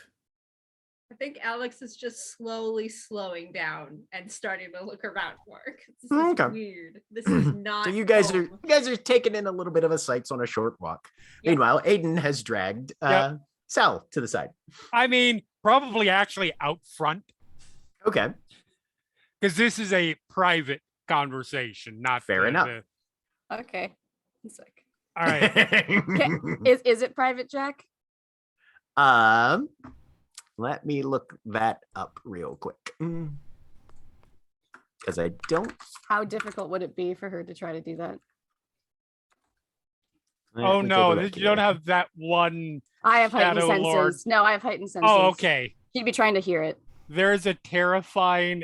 It's in revised, I think. There's Yeah. a terrifying Shadow Lord, Eyes of Crow. Yes. Yes. that- No, she doesn't have that. I No. love it, and it terrifies me. No, this is just heightened senses. She's just going to see if Okay. she can actually hear them. If she's really focused on it, she's going to completely ignore anything Grania says for a couple of minutes, though. Granya's used to it. Oh yeah, no, she's definitely at this point realized that sometimes Mordecai just stares off into space, looking like she's doing something, and will not respond to anything she says. And Grania has a whole bottle of whiskey. Oh She's yeah, fine. already down. Go ahead and give me a perception alertness. Since the difficulty is decreased by 2, you'll just be at difficulty 6 for this. And my specialization of eavesdropping. Your specialization does apply, so if you get any 10s, they count as 2 successes. Okay, so Oh. perception and alertness. You said difficulty Uh-huh. 6. Yep. Okay. Actually, Jack, because now there's another Ragabash that I have to instinctively show up. Right. I'm going to just go ahead and pour that bottle of whiskey into my flask Okay. and drink from that. Okay. Nice. 3 successes. 3 successes. So yeah. All right. So Aiden and Yep. Sal are having a conversation outside. And Mordecai They is are- just staring into space. Yeah. All right. Oh. How you doing? Aiden? Just, I feel like I need to give you the heads up on exactly, at least last time I was here, what the situation was with me. I'm glad to see you. Wait, what? You didn't think this was going to be an, oh, I'm so glad. Never mind. I don't even, never mind. You don't even have to say it. No, I don't. You know No, exactly how I feel, and that's what's important. The last time I was here, yes, I left under my own power, but not entirely out of my own choice. I was essentially told to leave by people who didn't want me to get killed. So it's a running theme, is what you're saying. This is the only place where members of the nation that I'm aware of were legitimately seeking to kill me. I'm talking about, people not wanting you to get killed, because that's my whole deal. There were people here because of my pack members who died, felt I was responsible. Is it those two? No. Okay. That I am aware of. Nothing I've picked up off them suggests that. Sal's hand is kind of going for his waistband. That said, hold on, let me check some information here just to make sure I'm accurate on this. That said, my previous beta was a Shadow Lord who was in very, very good with a fairly powerful Shadow Lord here. And there was a Glasswalker who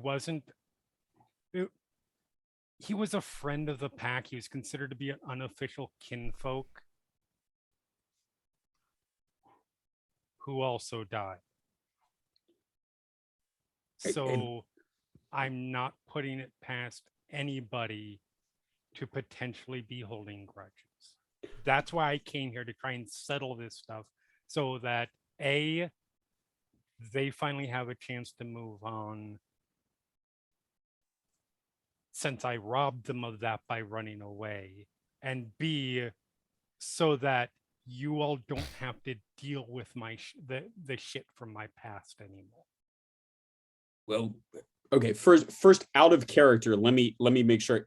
You said your beta died?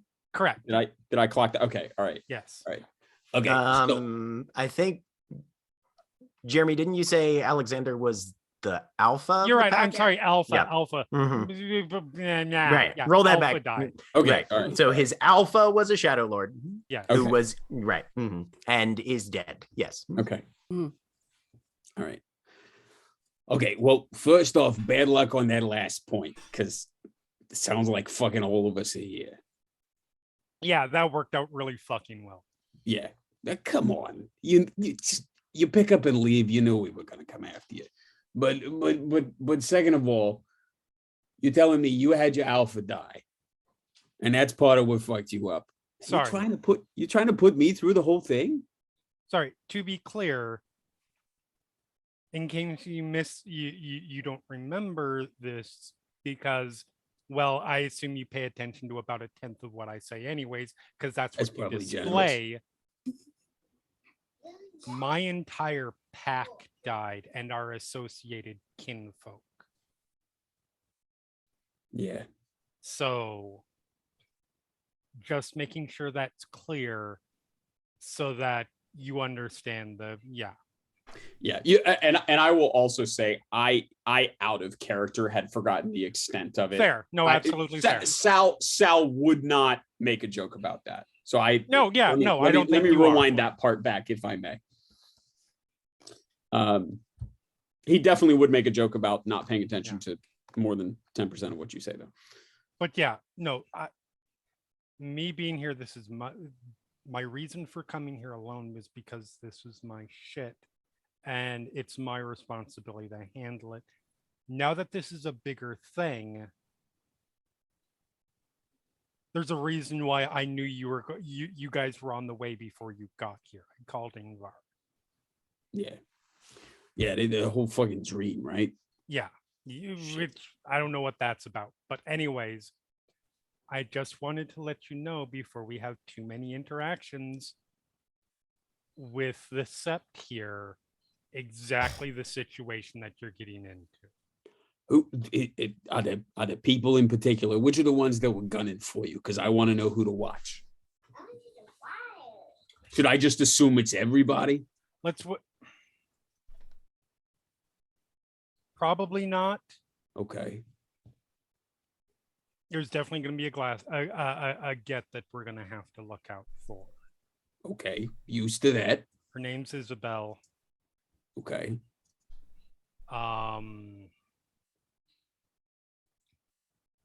Outside of that, I wouldn't put it past anybody. I didn't stick around to find out how people took the whole situation. I was kind of kept off to myself after the whole thing went down until I was healthy enough, and then it was very strongly suggested I should leave. All right. Why don't we do this then? Is there anyone you think is not a threat? That was what I was hoping to kind of try to figure out. I'll be honest, Moriko and Granier, I don't know them. That's a good sign, and they've given nothing away that suggests there's hostility there. They might be a good way for me for us to get a gauge of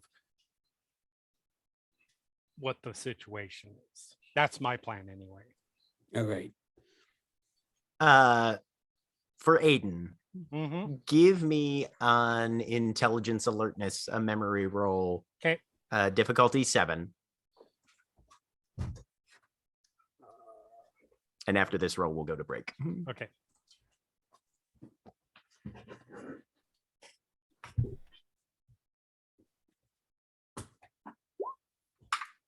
There's the failed roll.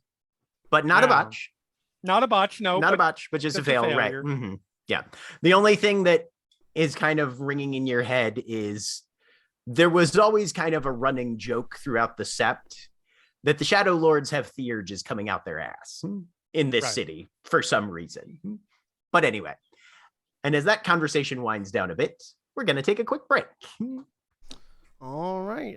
When we take, if you're watching live on Twitch, please stay tuned for these commercial messages. And remember, when we take our break, you take your break. So get up, stretch your legs, move around, do whatever you need to do, grab some food, and we'll be back in just a few minutes. And check out the Kickstarter link.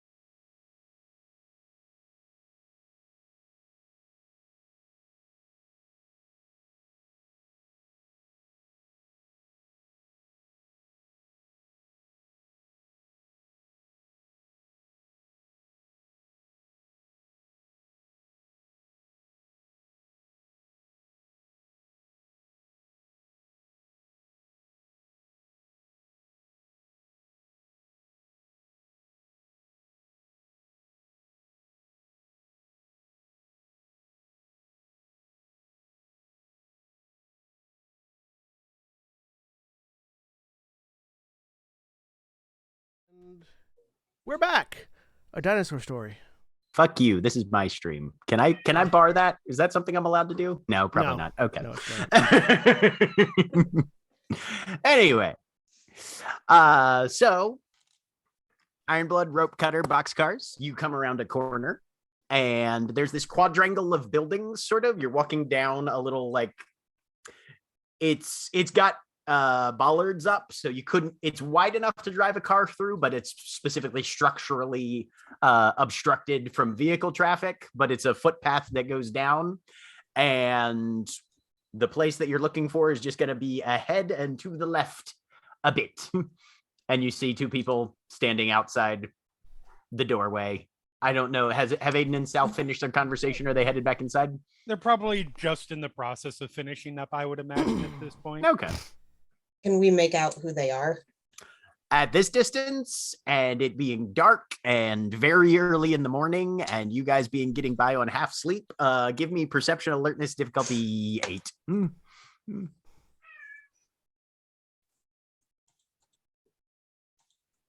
Because they're still like half a block away, etc.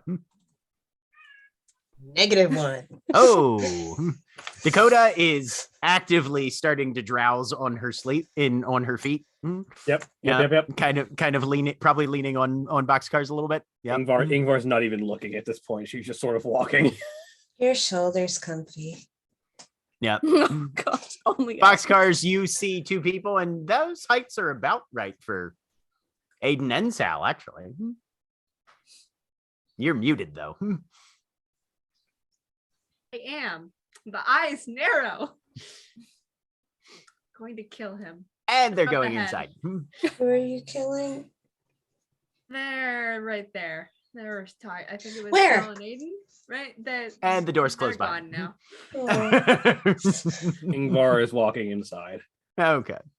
So you guys have about 3 minutes before the rest of the wings pack gets here. Walk over, take a seat again.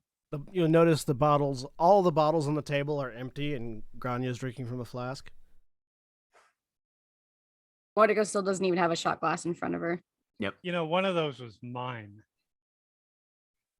Yeah, but you were out there for so long. I got thirsty. That's apparently You know how we what? do things in Denver. He puts another 100 down. That Couple sounds more, about please. right. 2 more bottles of Breckenridge come out. So, appear to be in luck. My pack is on the way and partially here. Nice. How many of them are there? Sorry. I realize Aiden that doesn't have to count on his fingers. I do. at the Meanwhile, pause. Sal, meanwhile, is counting on his fingers. At the pause. At which point, if you're not aware of the 2 that are missing, there should be 5 more. Yeah. Yeah, At neither which of point- us is, I think. at which point, in Aiden's and Sal's mind, both at the same time, the sky here is different. Says Dustbringer over the totem phone, just to you two.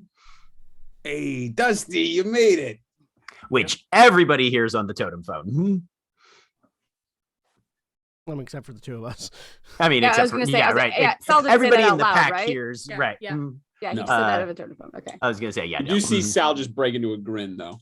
For no reason. Is Dustbringer still perched on Ingvar's Yeah, shoulder, no. or No. Mm-mm. okay? He took to the sky as soon as you guys left the assembly hall at the cairn. I didn't realize the question was so funny. Are your fingers just that ticklish? There's 5 of us, besides Sal and I. So there's 7. Yeah. Yes. That Well, might be enough. plus a totem. Who's here? You know. Plus that. They should be here shortly if popping into our heads. Pop into your You, head. and then through the totem phone. So you all here or what? Oh no, we're coming. We're going to make a dramatic entrance and or The spring. door's open. Oh, shit. I think we're just like, boom. As that happens, Dakota is like, you just hear a high-pitched squeal as Dakota just screams, Sal, and like runs towards him to hug him and like jumps on him. Sal is in the process of trying to get the phone out and like to put something else on for the big entrance, and is just immediately knocked over by Dakota, but we'll then turn and like hug her and pick her up and spin her around and go, take the color, you made it. Did you guys fly? No, we ran. Oh, Bridge. okay. I'm gonna get you on a plane one day. You're gonna love it, or you might hate it. I don't know. I'm looking at the three newcomers. I lean over towards Moriko, and I just under my breath to Moriko, because I know it'll make her uncomfortable, but it'll be funny. I point at Ingvar and I go, I want that one to crush me. I point at Dakota, I want that one to hug me. I point at Alex, and I want that one to wake me up in the morning. Mordecai doesn't say anything, just eyes to each of the points. Noted. Sal is Pats on the looking shoulder. around. Would you like us to describe our characters? Is it? Wait. for Moriko? Yeah. Yeah. One sec though of the patting on the shoulder.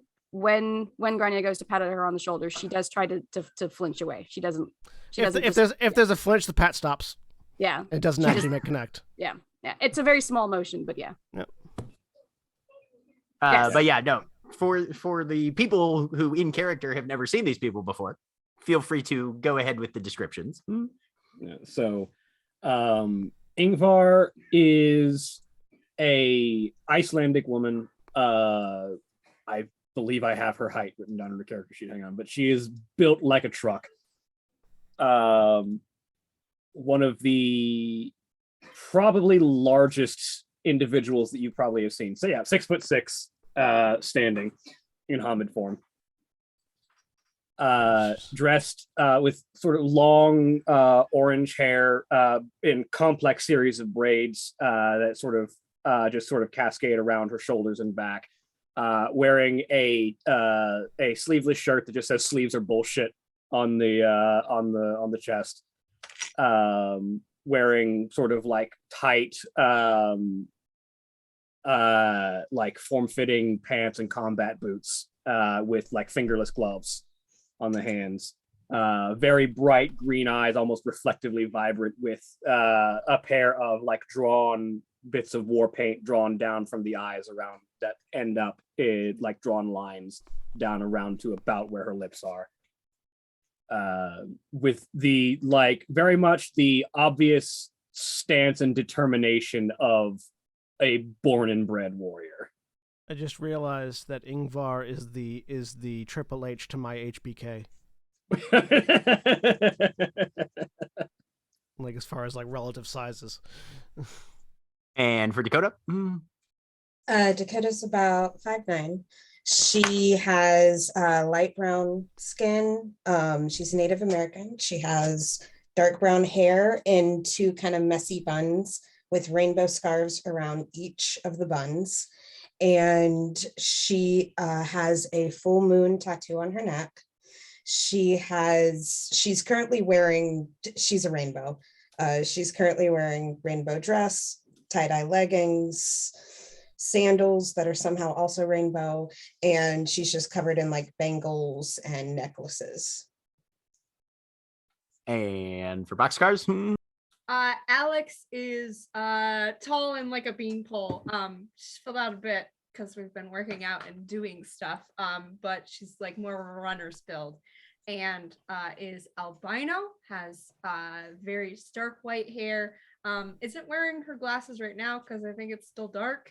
But she's got them on her person somewhere, in like a graphic t-shirt of some sort with maybe a suit jacket that doesn't really fit, and jeans, and she's kind of half slouching a bit with a guitar, like a guitar bag kind of deal over her shoulder that is new to the other two pack mates. Sal and Aiden, yeah. Yeah, and is kind of standing back and watching as Dakota is doing her thing and kind of slightly smiling. Aiden stands up, turns around, gives me a moment. Yay, you're here. Ingvar nods and very matter-of-factly, Hekau and Silver Keys have journeyed to Russia to handle some other business that had been warned of them. Oh, Please tell me Hekau got laid before he left. there is no chance of that having happened. Oh God. Dakota jumps on Aiden next. Hi, Dakota. Hi, I'm glad you're alive. I was worried. I'm fine. I Now was we gonna can be kill you. fine. Now we can kill you properly. Can we deal with that part later? You can kill me all you want later. Everybody sit down, let's have drink. Everybody. I gesture to Last call. the newcomers. All right. I look over at the There's bar and I point at Sal. Didn't he pay you like $300? It's 3 fucking a.m. I want to go home. We're nice There's to no our chance you have Oh, any yeah, it need is. in this place, is there? How much for table service for another hour?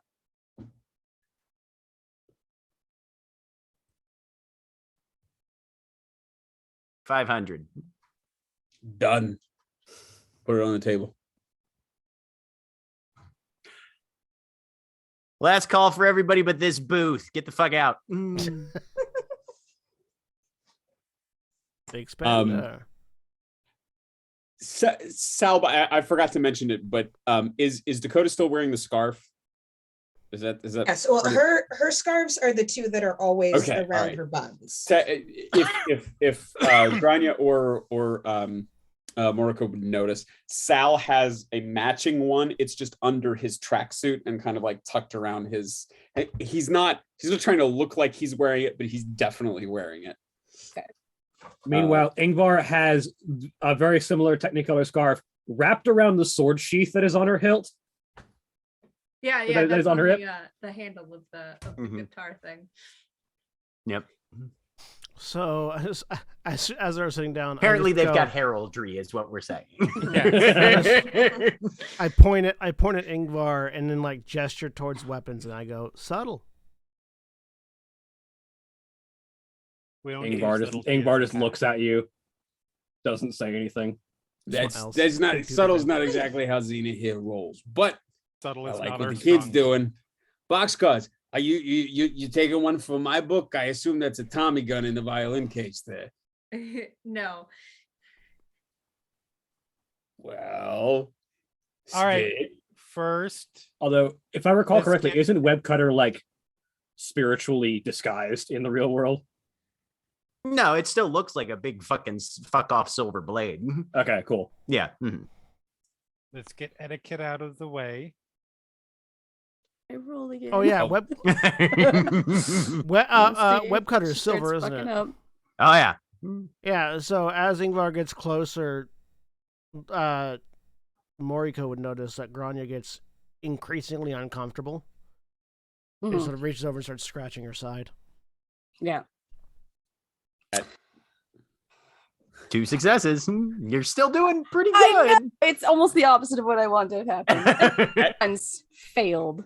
Or At the line botched. about let's get etiquette out of the way, Sal, who is in the process of pouring himself another glass, goes, "Oh, right, sorry, boss," and sticks out a pinky as he takes it. So Mordecai is almost certainly looking at Ingvar first, and then probably getting stuck somewhere between Sal and no, she already knows Sal. Okay, no, it's Ingvar. She definitely does Ingvar, Alex, and then Dakota, almost in exactly that order of Moriko, the urge to the Shadow Lords, Moriko, the urge to the Shadow Lords, Moriko, the urge to the Shadow Lords. To literally shit, each of she's them. glitching. No, Does she's like this all the smile or time. laugh. Yeah, she doesn't laugh. So she just sort of goes back to Sal, and she's not making eye contact with anyone. She's just looking at people's like chin kind of region. Just be glad it's not a mixer and there aren't like a dozen of you. So Ingvar nods and just, I am Ingvar Ironblood Ulfsdotter. of the Get to Fenris. Aiden, this is the first time you've heard Ingvar introduce herself as Ironblood. And Dakota, and she will hug her. Mordecai will absolutely move out of the way of the hug. Okay. Yeah, no, like so fast. She will I'll like sort of- step back. I'll sort of after. catch Dakota on the shoulder. Grania probably knows. I just catch Dakota on the shoulder. No touch. I'm sorry. I will note that. I'm sorry. Monica She will just sort of nods. turn around and hug. I'm sorry. Your character's name? Grania? Stalker. Yeah. Okay. She will turn around and hug Grania. Grania will take the hug. Hi, I'm and just, Dakota. looks over at Moriko and goes, "There is a god." Hi, I'm Grania.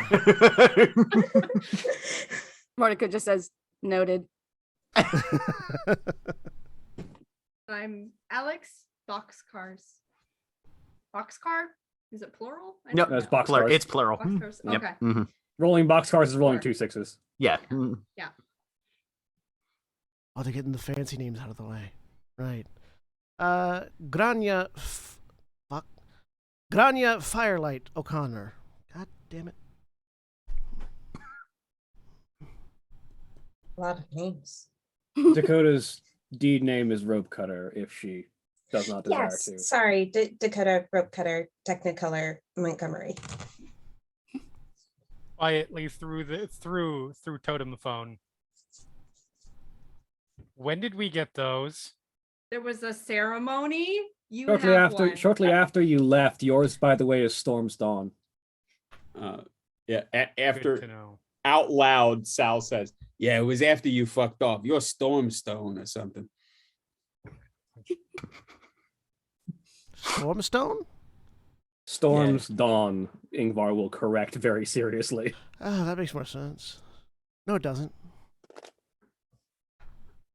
They generally Was don't. that unless you totem know the phone or was that person. out loud? What Sal said was out loud. Okay. And okay. then Ingvar's correction was also out Okay. loud. Yeah. We Okay. generally try Okay. and do the like touch hand. Oh, to yeah, ear Right, for yeah, the- that- I can't always look at all the Yeah, movement. no, Sorry, it's my legit. eyes. No, that yeah, I can't either. So I'm right there with you. try and do it verbally. Anyways. So They're not all so esoteric. Mine's spider fryer on account of I fried some spiders. Mine's, Spied some mine's friars. Firelight on account of when I got it, there was a lot of firelight. See, Mostly because you can always count on glasswalkers to cut the bullshit. good to know. I cut a rope. Mine is very simple to understand once you understand my heritage. And So, yeah, like, for I would like- Moriko and Grania, this woman could not be more Get of Fenris if she came in like riding a long ship with a Jarl hammer in each hand and a great neon plan. flashing sign over top To- that said, Fenris is my co-pilot. To which Grania responds, "I would love to get to know your heritage," repeatedly. Ingvar just smirks. Yep, we're gonna leave that line there. All right, so They're already getting along like a house on fire. That's why I got the name. Screaming, people running, no survivors. all right. At so, that, Mordecai cracks her very first tiny smile. Doesn't say anything though. I lean over Sal to Sal. notices it and just kind of grins back. I nudge Sal. Enjoy it. It's rare. Yeah, I was starting to worry. She had a real small wonders thing going on, but The smile disappears. And there it's gone. You will get used to Sal being the cause of occasional grins, but more often scowls. Noted. I get a reaction. So I came here for a very specific reason. Different opportunities opened up for me. To take care of a piece of business I didn't think I was ever going to get a chance to do. Congratulations. Should we discuss this somewhere more private, Literally everybody else is left. except for the Except the bartender? bartender. I mean, if y'all don't have a place to stay, you can crash at my place. It's not big, but it's private. I've got a hotel room. I don't know if it will all fit. Well, we'll all fit. It's just a matter of. Anyways, We can I, probably I get can more get us some hotel rooms. I can get us some rooms. I have a I tree imagine stump. you can. That okay. Was that a joke? No, Moriko does not look like she's joking. no, I it's am not. very Moriko sad like for looks you a right bit like she's read about the concept of a joke in a book maybe once, Right. maybe Can sometime I- in the last decade. Can Okay, I like can I she- can I pick up the like very obvious lupus mannerisms of not quite sure how to human yet? Give me a wits and empathy. Difficulty 7.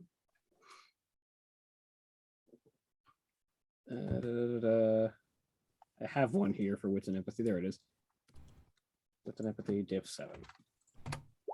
Not yet. Yeah, she's just weird. And again, she's not moving a whole lot. Like she's Right. the most still person at this table. Everyone else probably fidgets, moves, adjusts. She's just been like the whole time. Yep. So, Marco, what do you need our help with? Moriko definitely looks at the bartender. She wants to know if he's listening at all. Or even just remotely paying attention. Give me a perception alertness difficulty 6. Does my eavesdropping apply? It's not really listening. This is more of a visual than a Right. listening thing. All right. And you said perception and alertness? Perception alertness difficulty 6. No, yes. Yeah, 2 successes. 2 successes. He is at the furthest end of the bar from your place and is actively swiping something on his phone. Okay. It looks like he is willing to be present in the most technical manner possible, but unless somebody actively demands something of him, possibly repeatedly, He's checked out. Okay. he is checked the fuck out. Monica already wasn't talking particularly loudly. She's still lowering her voice just a little bit more. She looks to Aiden. She's not really looking at anyone else from here on out for most of this statement. She says, "Are you aware of what's been happening here since you were gone? Do you know Nope. of the change of the Master of the Right? I didn't know that. No. Master of the Right, former," she looks down at that one, "my father has been replaced. We had some trouble several months back. A pack disappeared. It is the feeling of the Master of the Right that is the most important thing happening. Several months ago, a company came here, Intrepid Energy. They said," she looks again at the bartender, he's definitely out of it, Yep. lowers her voice anyway. "They said they were here for natural gas. They went for that. But all the places they go, all of them, they don't need to be there. It's not good place for it. It doesn't make sense. And I brought this to the attention of the set. The Master of the Right declined to acquiesce to my suggestion." She says the words like she doesn't know what those mean, but she does remember them. What was your suggestion? "To examine why they don't smell right. They don't act right. There are better places. The places they're in are where my family is. They don't belong there. I believe they're here for something else. And the person that, and again, looks at the bartender, lowers even more, that destroyed your pack is with them.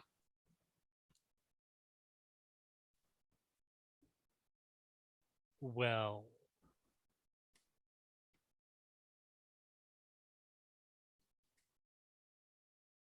and he's just speechless for just a second. Do I understand that these individuals claiming to dig for natural gas are digging in places where they would find no such thing? Not much, no. There are better places. These ones, the Master of the Right said humans are stupid. They are greedy, and they will make bad decisions. I know that. But these, I disagree. And yet I would find it when they make such greedy and bad decisions, it would be to exploit the most resources. That is what I said. Yes. He disagrees. They accidentally do this stuff. They don't purposely do it. If There's the also survi- more. Okay. So leaning back and raising the side for everyone to see the wound, not really caring if the bartender's looking, because as far as he's concerned, she's showing off a tattoo. So you can all see this sort of silver scar across the side. Lowers the vest again. So the folks doing security for Intrepid Energy is a company called West Ride Securities, and I came here with a pack of my people not too long ago, following them, doing some shady shit. And we raided a caravan on its way into Denver, and way quicker than you'd think they would, the sumbitches started unloading silver bullets at us. I got clipped. The rest of my The pack's fact they gone. had silver bullets at all speaks to something deeper. Well, if the person that Morocco says is with them, that's it's a black spiral dancer. Coda will give Grania another hug when she I shows will. them that. Gleefully accept it. Now, I'm by no means an expert. I'm about as much. Anyways, they're not typically, sometimes they're not typically people who integrate well into normal, non-corrupted human companies. So it seems safe to assume that at least part, if not all, of this organization is worm tainted. What does he do for them? I couldn't tell. Something in one of their... And she pauses. There's a long pause. Compounds. How are you sure? I saw them. I was watching. I was looking for evidence to present at the moot.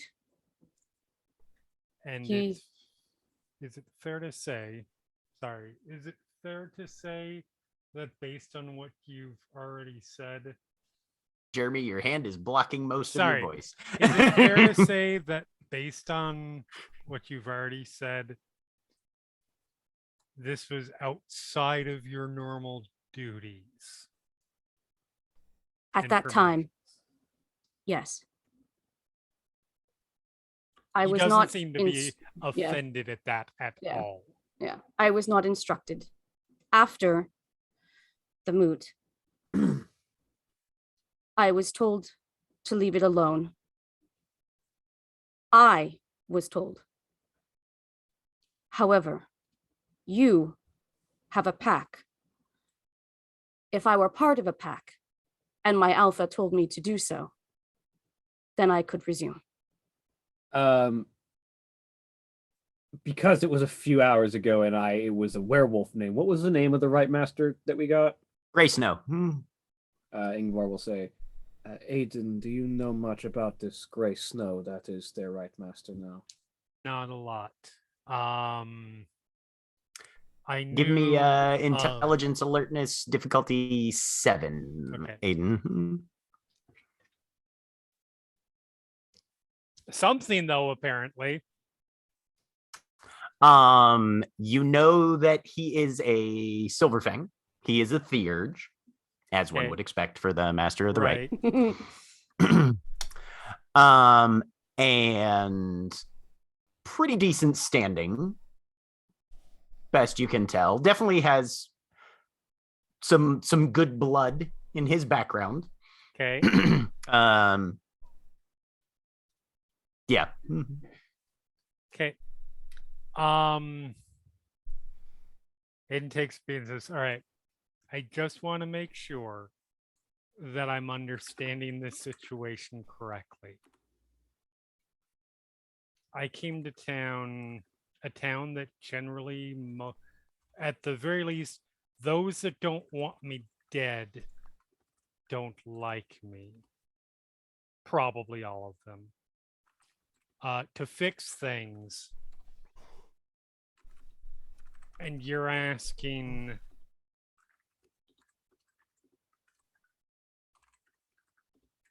to join the pack so that I can give you an order that expressly goes against what the elders of this city are saying.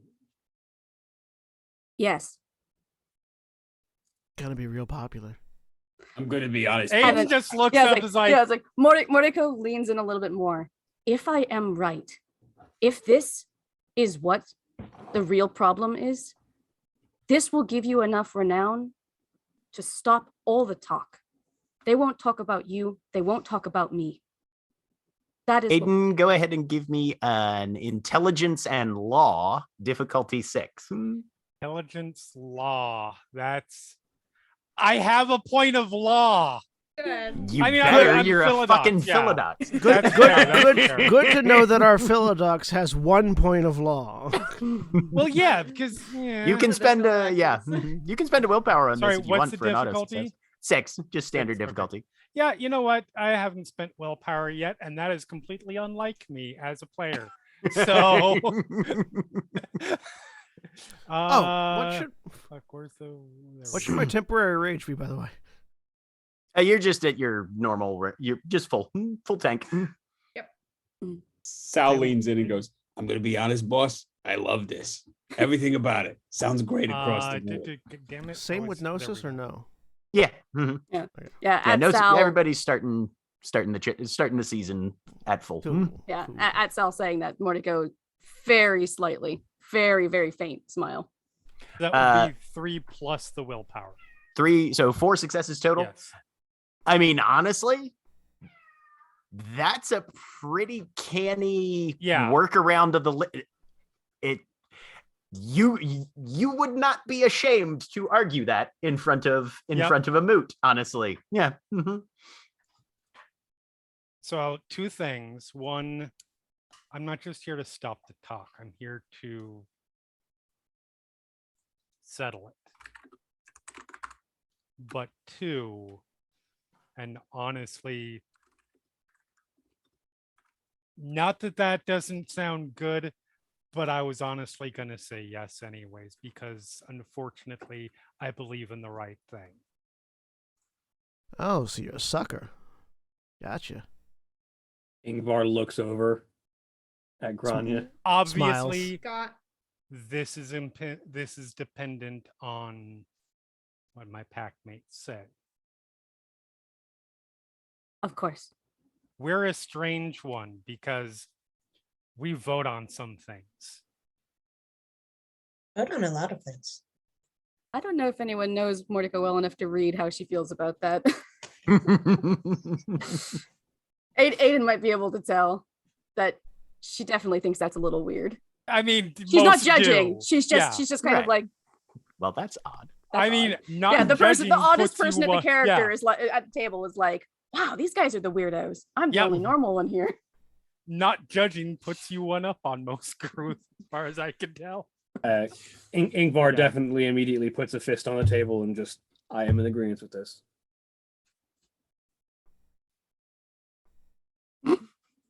Dakota just excitedly sticks her hand up. Alex, Yep. I'll swing my bag around and it thuds heavily on the table. That's no guitar. Nope. Val, We roll into a new town. Don't even introduce ourselves. I would assume these three came crashing in through the moon bridge, and we're gonna get involved and go directly against the kind of things. You even gotta ask. I fucking love it. no, Let's I do don't. it. I don't have to ask, but I'm doing it to because I am. Got it. I'm all in, boss. I love this. I got a little bit of bad news though. Small wonder. Please don't. When you said tree stump, you're talking actual fucking tree stump, right? Mordecai does not look at Sal until she hears tree stump. She does not recognize that he's calling her small wonder. I can make it a very nice tree stump. That's like I said, bad news, Lorax. You're getting evicted. I got a solar place to stay.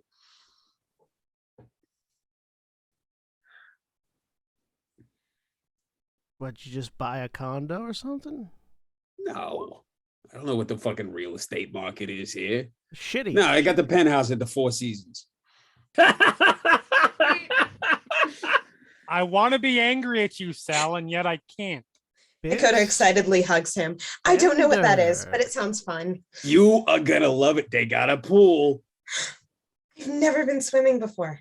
Oh, it's gonna be fantastic. That is And I request categorically that they put a untrue, and piano. everybody except Grania and, I was and gonna Mordecai say, knows it. Dakota definitely jumped into a pool at one point in order to get out of the Oh, umbrella. I forgot about that. I'm sorry. I feel like feel Dakota like- forgot about it too. Yeah, Yeah, I feel it's like quite Dakota possible. says that anyway. Right. That's Maybe just she didn't Dakota. consider it swimming so much as like traveling through. Escaping, right? Yeah. Yeah. I also mean- requested they put a piano for us in the foyer. I'm gonna teach you how to play Careless Whisper on the Oh key. boy. No. Who did he point to at that? You. Aiden looks at She's so at excited. Noriko and says, "Are you sure you don't want to You don't want to think this over a little bit longer?" We're the best group. Join us. Mordecai looks straight at Aiden. She tilts her head back in a way that's clearly like a sign of submission, of like to an alpha. Oh dear. No, All right. I know what I'm doing. I'd At say that Dakota's once too. Ingvar looks over at Aiden and just kind of shrugs, like, I don't know what else you want me to do here. Nah. at Dakota's thing, join us. Sal points and says, "Don't pay any attention. She makes it sound like a cult. We're actually pretty cool."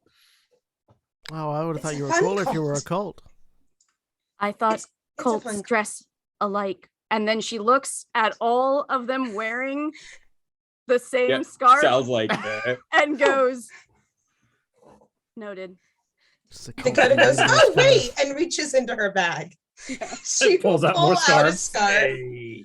and hand Mordecai it. holds out her hand to take it and slips it into a belt loop. You have Aiden, taken is the this- ritual scarf. Is this one joining us too? She'll point at Grania. I don't know. That hasn't been talked about. No, we what? No, She's with me. we already got a glass walker ragabash. Yes, you're in. No, wait. Are you And feeling she threatened, will Sal? hand you a rainbow Boss. scarf as well. All right, that's real good, boss. You busted my balls. I appreciate it. No, seriously, turns to Grania. No, we'll take your application. We'll keep your resume on file. Thank you. for Grania this. has already put the rainbow scarf around her neck. Son of a bitch. By the way, Dakota works really fast. This is new Coke bullshit. just in case anybody's wondering, we are members of a nation that consider ourselves entirely separate from humanity, that are dedicated to somebody that most of the world doesn't believe in, and try to fight the apocalypse. by any definition, we are a cult. I mean, Yeah. along those lines, I kind of think we ought to tag Dusty in on this conversation. It looks like Dustbringer's still sitting on Ingvar's shoulder. Nope. Dustbringer generally does not come into public businesses. Obviously, that's something that needs to be handled, yes, but we're not having that part of it here. We can go somewhere else for that. I did get us a penthouse. I can get to the penthouse. Convenient bird access. So that You the know- penthouse is Jack, does she know where the Four Seasons is? Do you have any dots in Streetwise? I don't think so. I don't think she took anything for use. Okay. Well, Wait, Streetwise let me is see. just a talent. So go ahead and Oh, give yeah, me yeah. intelligence Streetwise difficulty 6. It shouldn't. It should still let you make that roll even if you don't have any dots in it. You said what? Intelligence? Intelligence and Streetwise diff 6.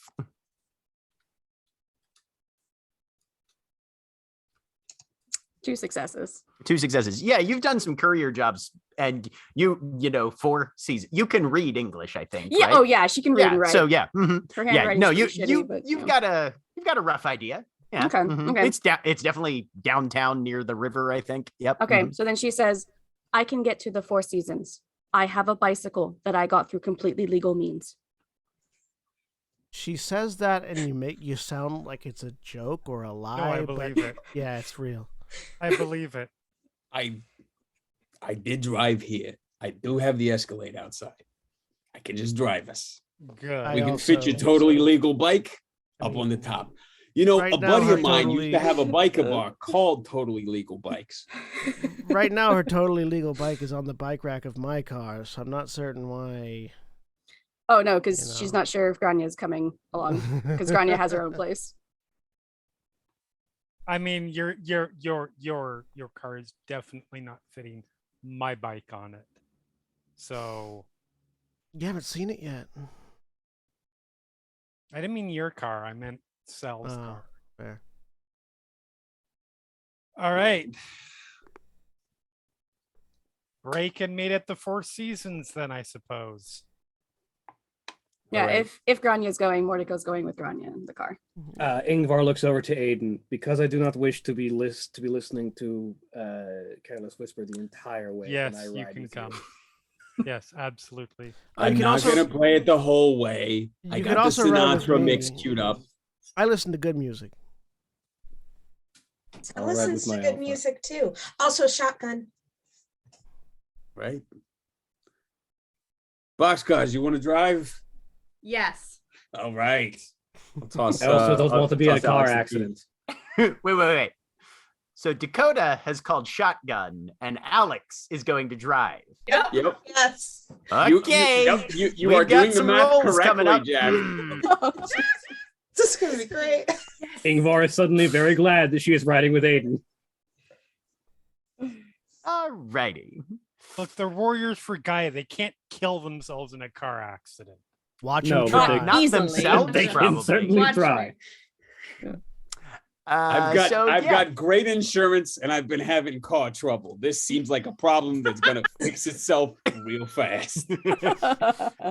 So Rope Cutter can make a dexterity and drive. Do you have any dots in drive?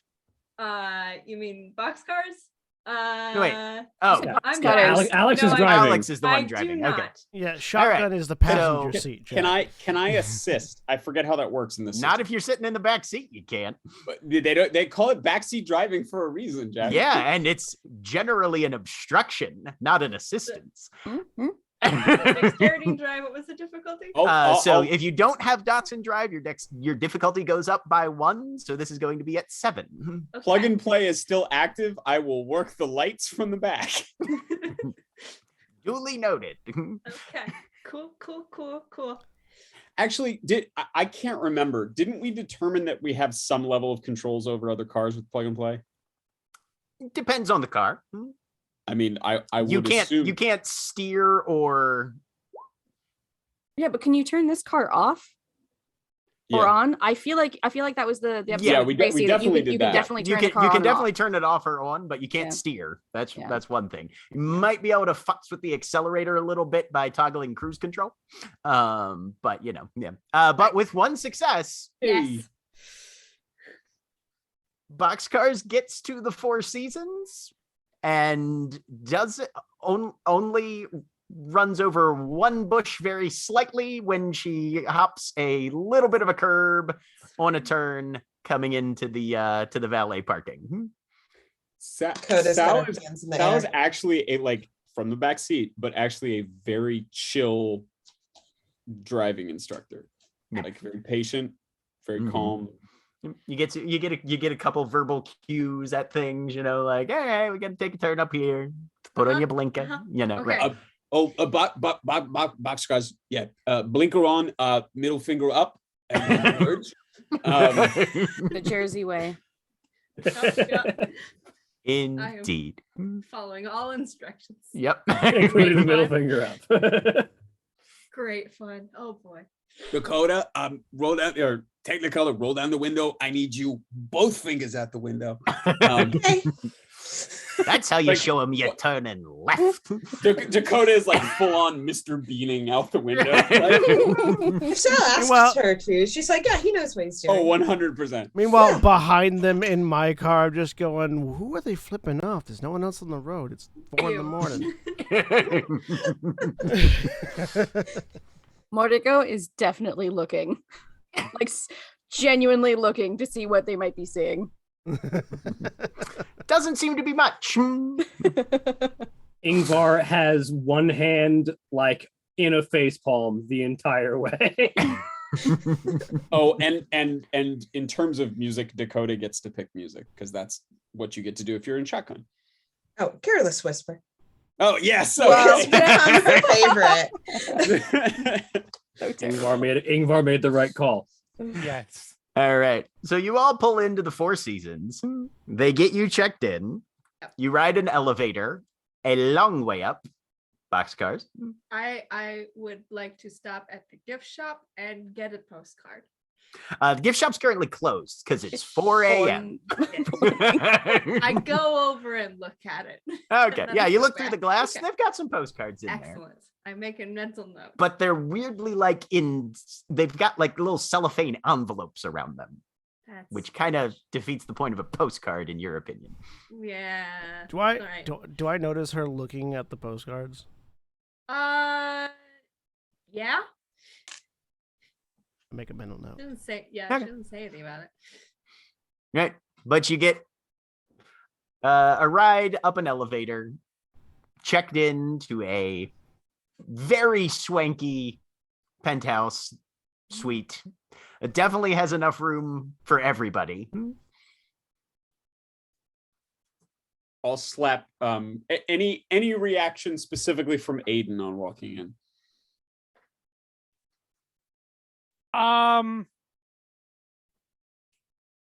He doesn't look unused to this kind of thing.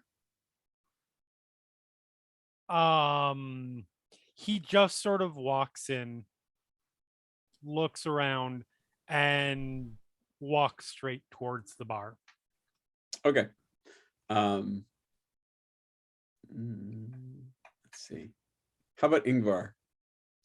Ingvar sort of steps in, looks around, observes everything. You can very clearly see her looking for points of attack and defense. And she sort of makes her way over to one of the windows to just sort of get a look down. All right.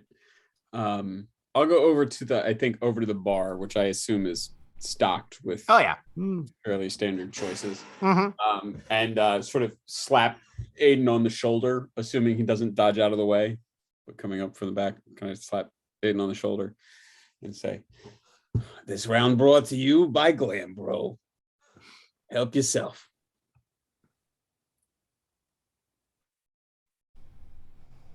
And we'll wander off if there's no immediate response. He'll pour himself a drink. Was that said quietly or loud? Not shouted, but I mean, if you're in the room, you could probably easily hear it. So like a beat, and then what's glam bro? No. There's like a like you're like an owl head turn, and, God. and Sal spins around with a big grin and says, "A business opportunity. Now, why don't I get you a drink and we can have a little chat?" Ah, Jesus. Glambro requires fair glabros. You know that. Iron. To pose for the pictures, not to sell the product. The only thing required to sell the product is a drive and a willingness to succeed, and a desire for success and financial security. Come on, let's talk like about a it. pyramid Ingvar. scheme. It is. Ingvar, just for the record, you are not allowed to launch any Ponzi schemes. Ingvar. I have no Or not intention Ingvar. of Sorry, Sal. Brain Sal. You know, people talk about pyramid schemes, but who had pyramids? The pharaohs, and they were wealthy as hell. Anyway, I didn't say pyramid. That's legal. I said Ponzi. no, but somebody else just said pyramid scheme. I think Ingvar said pyramid scheme. No, it was Alex. Boxcars. Boxcars Mhm. said it. I was responding to boxcars. Moriko, you've Ponzi just scheme. walked Yeah, go into a Hell. 5-star penthouse suite. Where are you headed? Oh, she has literally come in to that little like first part of the entrance where frequently there's sort of a place where there's no carpet and then carpet if there's carpet, or there's a shift Mhm. from the entrance to the hotel. She Yeah. has crossed that threshold and halted completely. Okay. Like she is like, I am in the space. I don't know where I'm supposed to go. So she has stopped entirely. All right. As everybody is sort of filtering out to places and areas, you do hear a faint tap, tap, tap on one of the glass panes of one of the exterior windows. Is it actually an openable window? Because Ingvar was standing next to them to look down. It's not one of the ones where you're at. All right. Yeah. Out on the balcony? Like balcony No, this one, it's honestly the least accessible exterior wall. So you've got like you've got a balcony, you've got a little bit of an outdoor area, you've got some kind of vista over the city windows. This is the least vista window.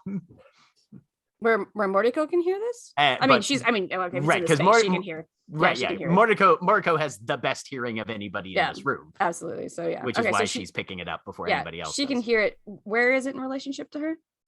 For you, it would basically be walk a little further in, hang a right, and walk down.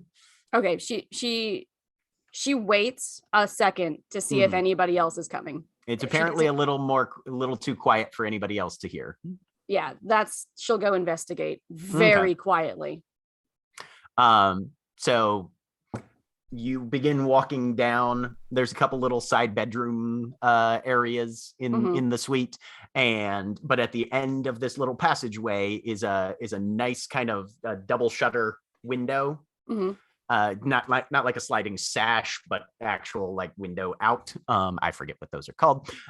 And perched on the windowsill is an immensely large crow, not a raven. That's just peck, peck, peck. Let's see.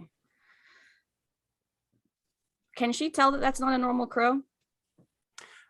Give me a intelligence and survival, I'll say. Okay. Or science, if you have, whichever one's better. I don't think I have a science, do I? Okay. So intelligence, survival, difficulty 7. Let me just double check because some of these are weird. Yeah, she doesn't have science. She has a lot in survival. Are Okay. spirits not something you can sense with like primal urge? This is not. Can I tell that this is a spirit? This is. She's just Can I seeing if tell it's that just this is a larger than normal crow? Yeah, like if there's anything weird about This this. is an ornithology check, not an occult check. You said intelligence and survival difficulty 6?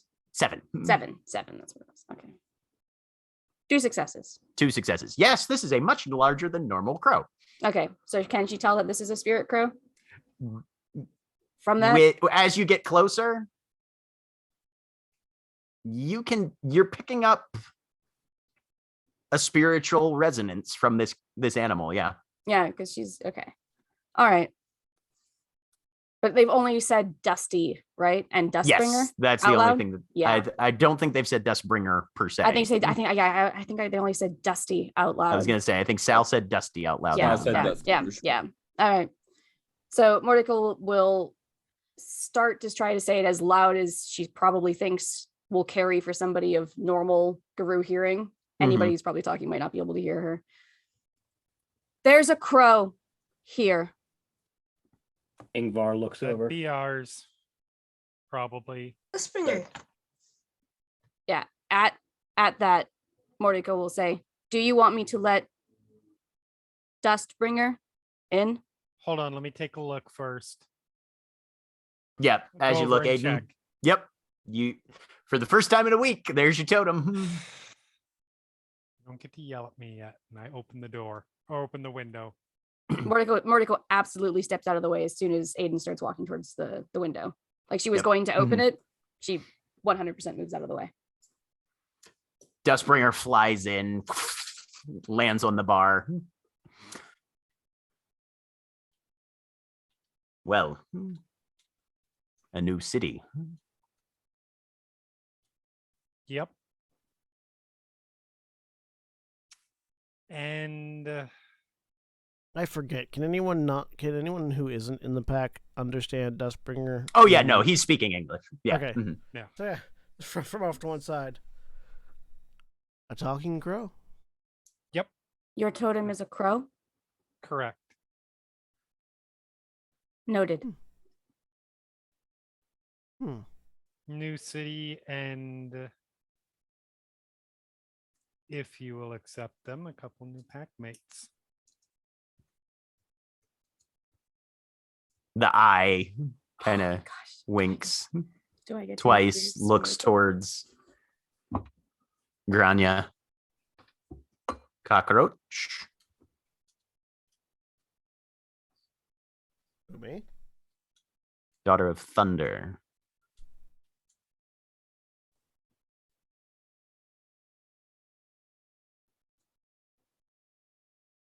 You will need to find someone to perform the ceremony.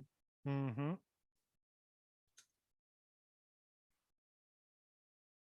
Flutters over, lands on Mordecai's head. Mordecai doesn't move. She lets it Right. happen. Bends down, grabs a couple strands of hair in the beak and just yanks. Yeah, she doesn't even flinch. Right. Yep. Kind of fiddles with him in his beak a little bit. Flies over to Grania. Lands on your shoulder. Gives you a kind of a good firm sharp peck in the temple. Ah. Just enough for it to sting a little bit.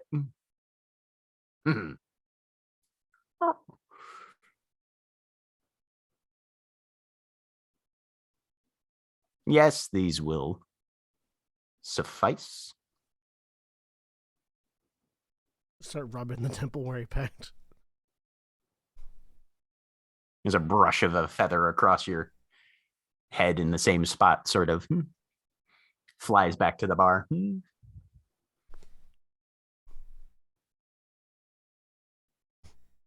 I will continue your bridge in this city.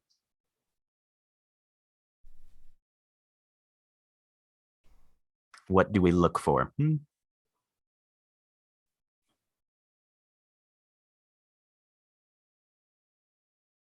It's a good Or question. looks to Aiden. It's a good Bridge. question.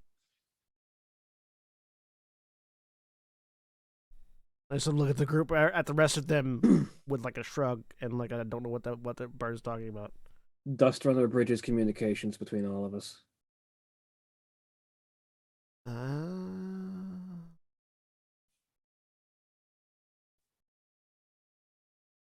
Useful.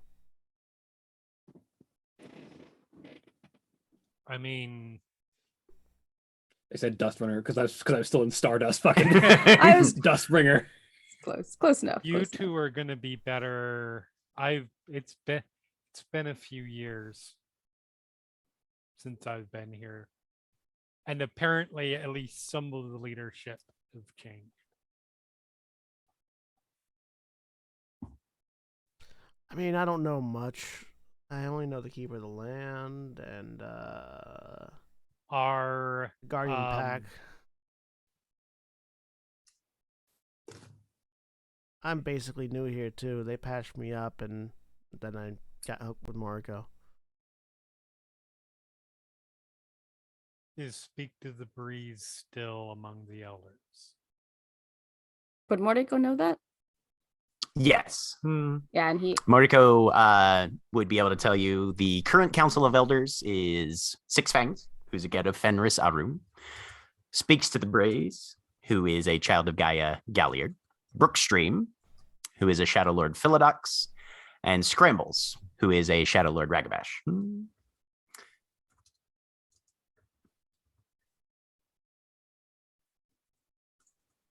so yeah. Aiden, Yeah. Go ahead. does Moriko give everybody? Oh yeah, that Mordecai breakdown? just rattles them off. Yeah. Okay. Okay, I remember Aiden, two you of would those. notice a very significant absence. Yes. The Silver Fang Talon of Heaven. Now, what happened to Talon of Heaven? That Do you know? is what I spoke of. That has distracted the set. There. 4 months Eld- ago, they An went Elders missing. Pack. You're telling me an Elders Pack Elders disappeared. Pack is the one that went missing. That is what the set is working on. Yes. All the resources are devoted to discovering why they're gone. It's a fair. That would fair explain why reason. they didn't care about the silver bullets. Yes. It's a fair reason. Okay. I know Brookstream, I know Speak to the Breeze, or I know not well. Sal just does a thumb up, thumb down gesture questioningly. Speak to the Breeze would probably be our better bet. All right. They might be slightly more. I never took the time really to find out who was pro me or against me. I mean- No, I'm playing craps here, but I'm hoping the child of Gaia is better on my side than the Shadow Lords. If Go ahead. if you know some of these people, and we can maybe get introductions and start talking to people, maybe Dustbringer. I don't know if we want to have you scout generally and see either with this, I don't know how far away it is, this group that we're going to be looking into, or just over the sept as a whole, and see what ripples our arrival has made, because we kind of like landed smack dab in the middle of things and told them that we were looking for you. Oh, If- good. Yeah, that was a Ingvar thing. They asked and I answered. So, I Generally, mean, you shouldn't directly lie to the guardians of the set, so it's fine. I mean, if talking to the Sep's gonna be tricky or awkward for you, I thumb towards Moriko and myself. We could go talk to them. For sure. And that's not the worst idea in the world, to be honest.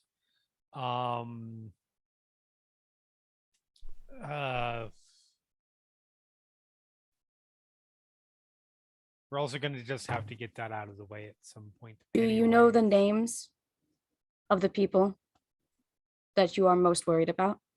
Yes. Well, there's some people I just don't know. The one that I'm going to be most worried about is I literally just said the name not long ago. Isabel? Isabel. Bloodsbane. I can find her. She's a Get of Fenris, Philodox, I think. Galliard. Galliard, thank you. Mm-hmm. Get a Fenris Galliard. Oh, there we go. There's the her sister was a pack mate. I can find her. if you wish to know And- where she is. Her kinfolk younger sister was also kind of associated with the pack and also died. Oh no. Oh no. This is so many this people is died. this is sounding less like a want to find them and more want to avoid situation, Moriko. If you know Oh, she where they are, 100% wanted me dead. I just don't know if she still does. if you know where she is, you know where not to go. You, personally. Correct. But I have a feeling I'm good. I know where I want. I know where I don't want to go alone. I'm gonna have to talk to her at some point. Understood. I want to talk to her at some point. No, we got your back. I will be with you if you need me. Also, probably worth asking. I mean, New Coke and Small Wonder here have been in town for a while. Either you heard Perfect Storm here on anybody's lips? Gesturing to Aiden. You know, no Coke is more appropriate than you think. Yeah. I was like, Monica missed from it Atlanta. entirely. She wasn't paying attention to Sal because it's not a phrase she recognizes yet for Sal talking to her. Yeah, No, Aiden goes, I apologize. He just nicknames everybody. You're just lucky I'm not going with Stormy Daniels for you. Anyway, Oh wait, for hey, Mordecai that'd be- or for him? no. For Gunnar. Storms Oh, Storms Dawn over yeah, here. yeah, for Aiden. Okay, yeah, he's Stormy calling- Daniels. Okay, He referred to Aiden just now as Perfect Storm, but yeah, calling you Stormy New One, Small Wonder, and calling Grania New Coke. okay. So then, yeah, she'll look Because- she'll look to Sal. I am Small Wonder. Yeah, that's right. She gives him a look that's the closest she's gotten to eye contact. You said your name was Sal? Salvatore Moraro. Yeah. She smiles, like a real smile. Saru. Yes. That fits. And that is where we're closing for the night. Say goodbye, For everybody. the record. For the Aiden record. just starts laughing. Sal just goes, salute to you too. Say goodbye, everybody. Bye. Bye. Everybody. Bye. Goodbye.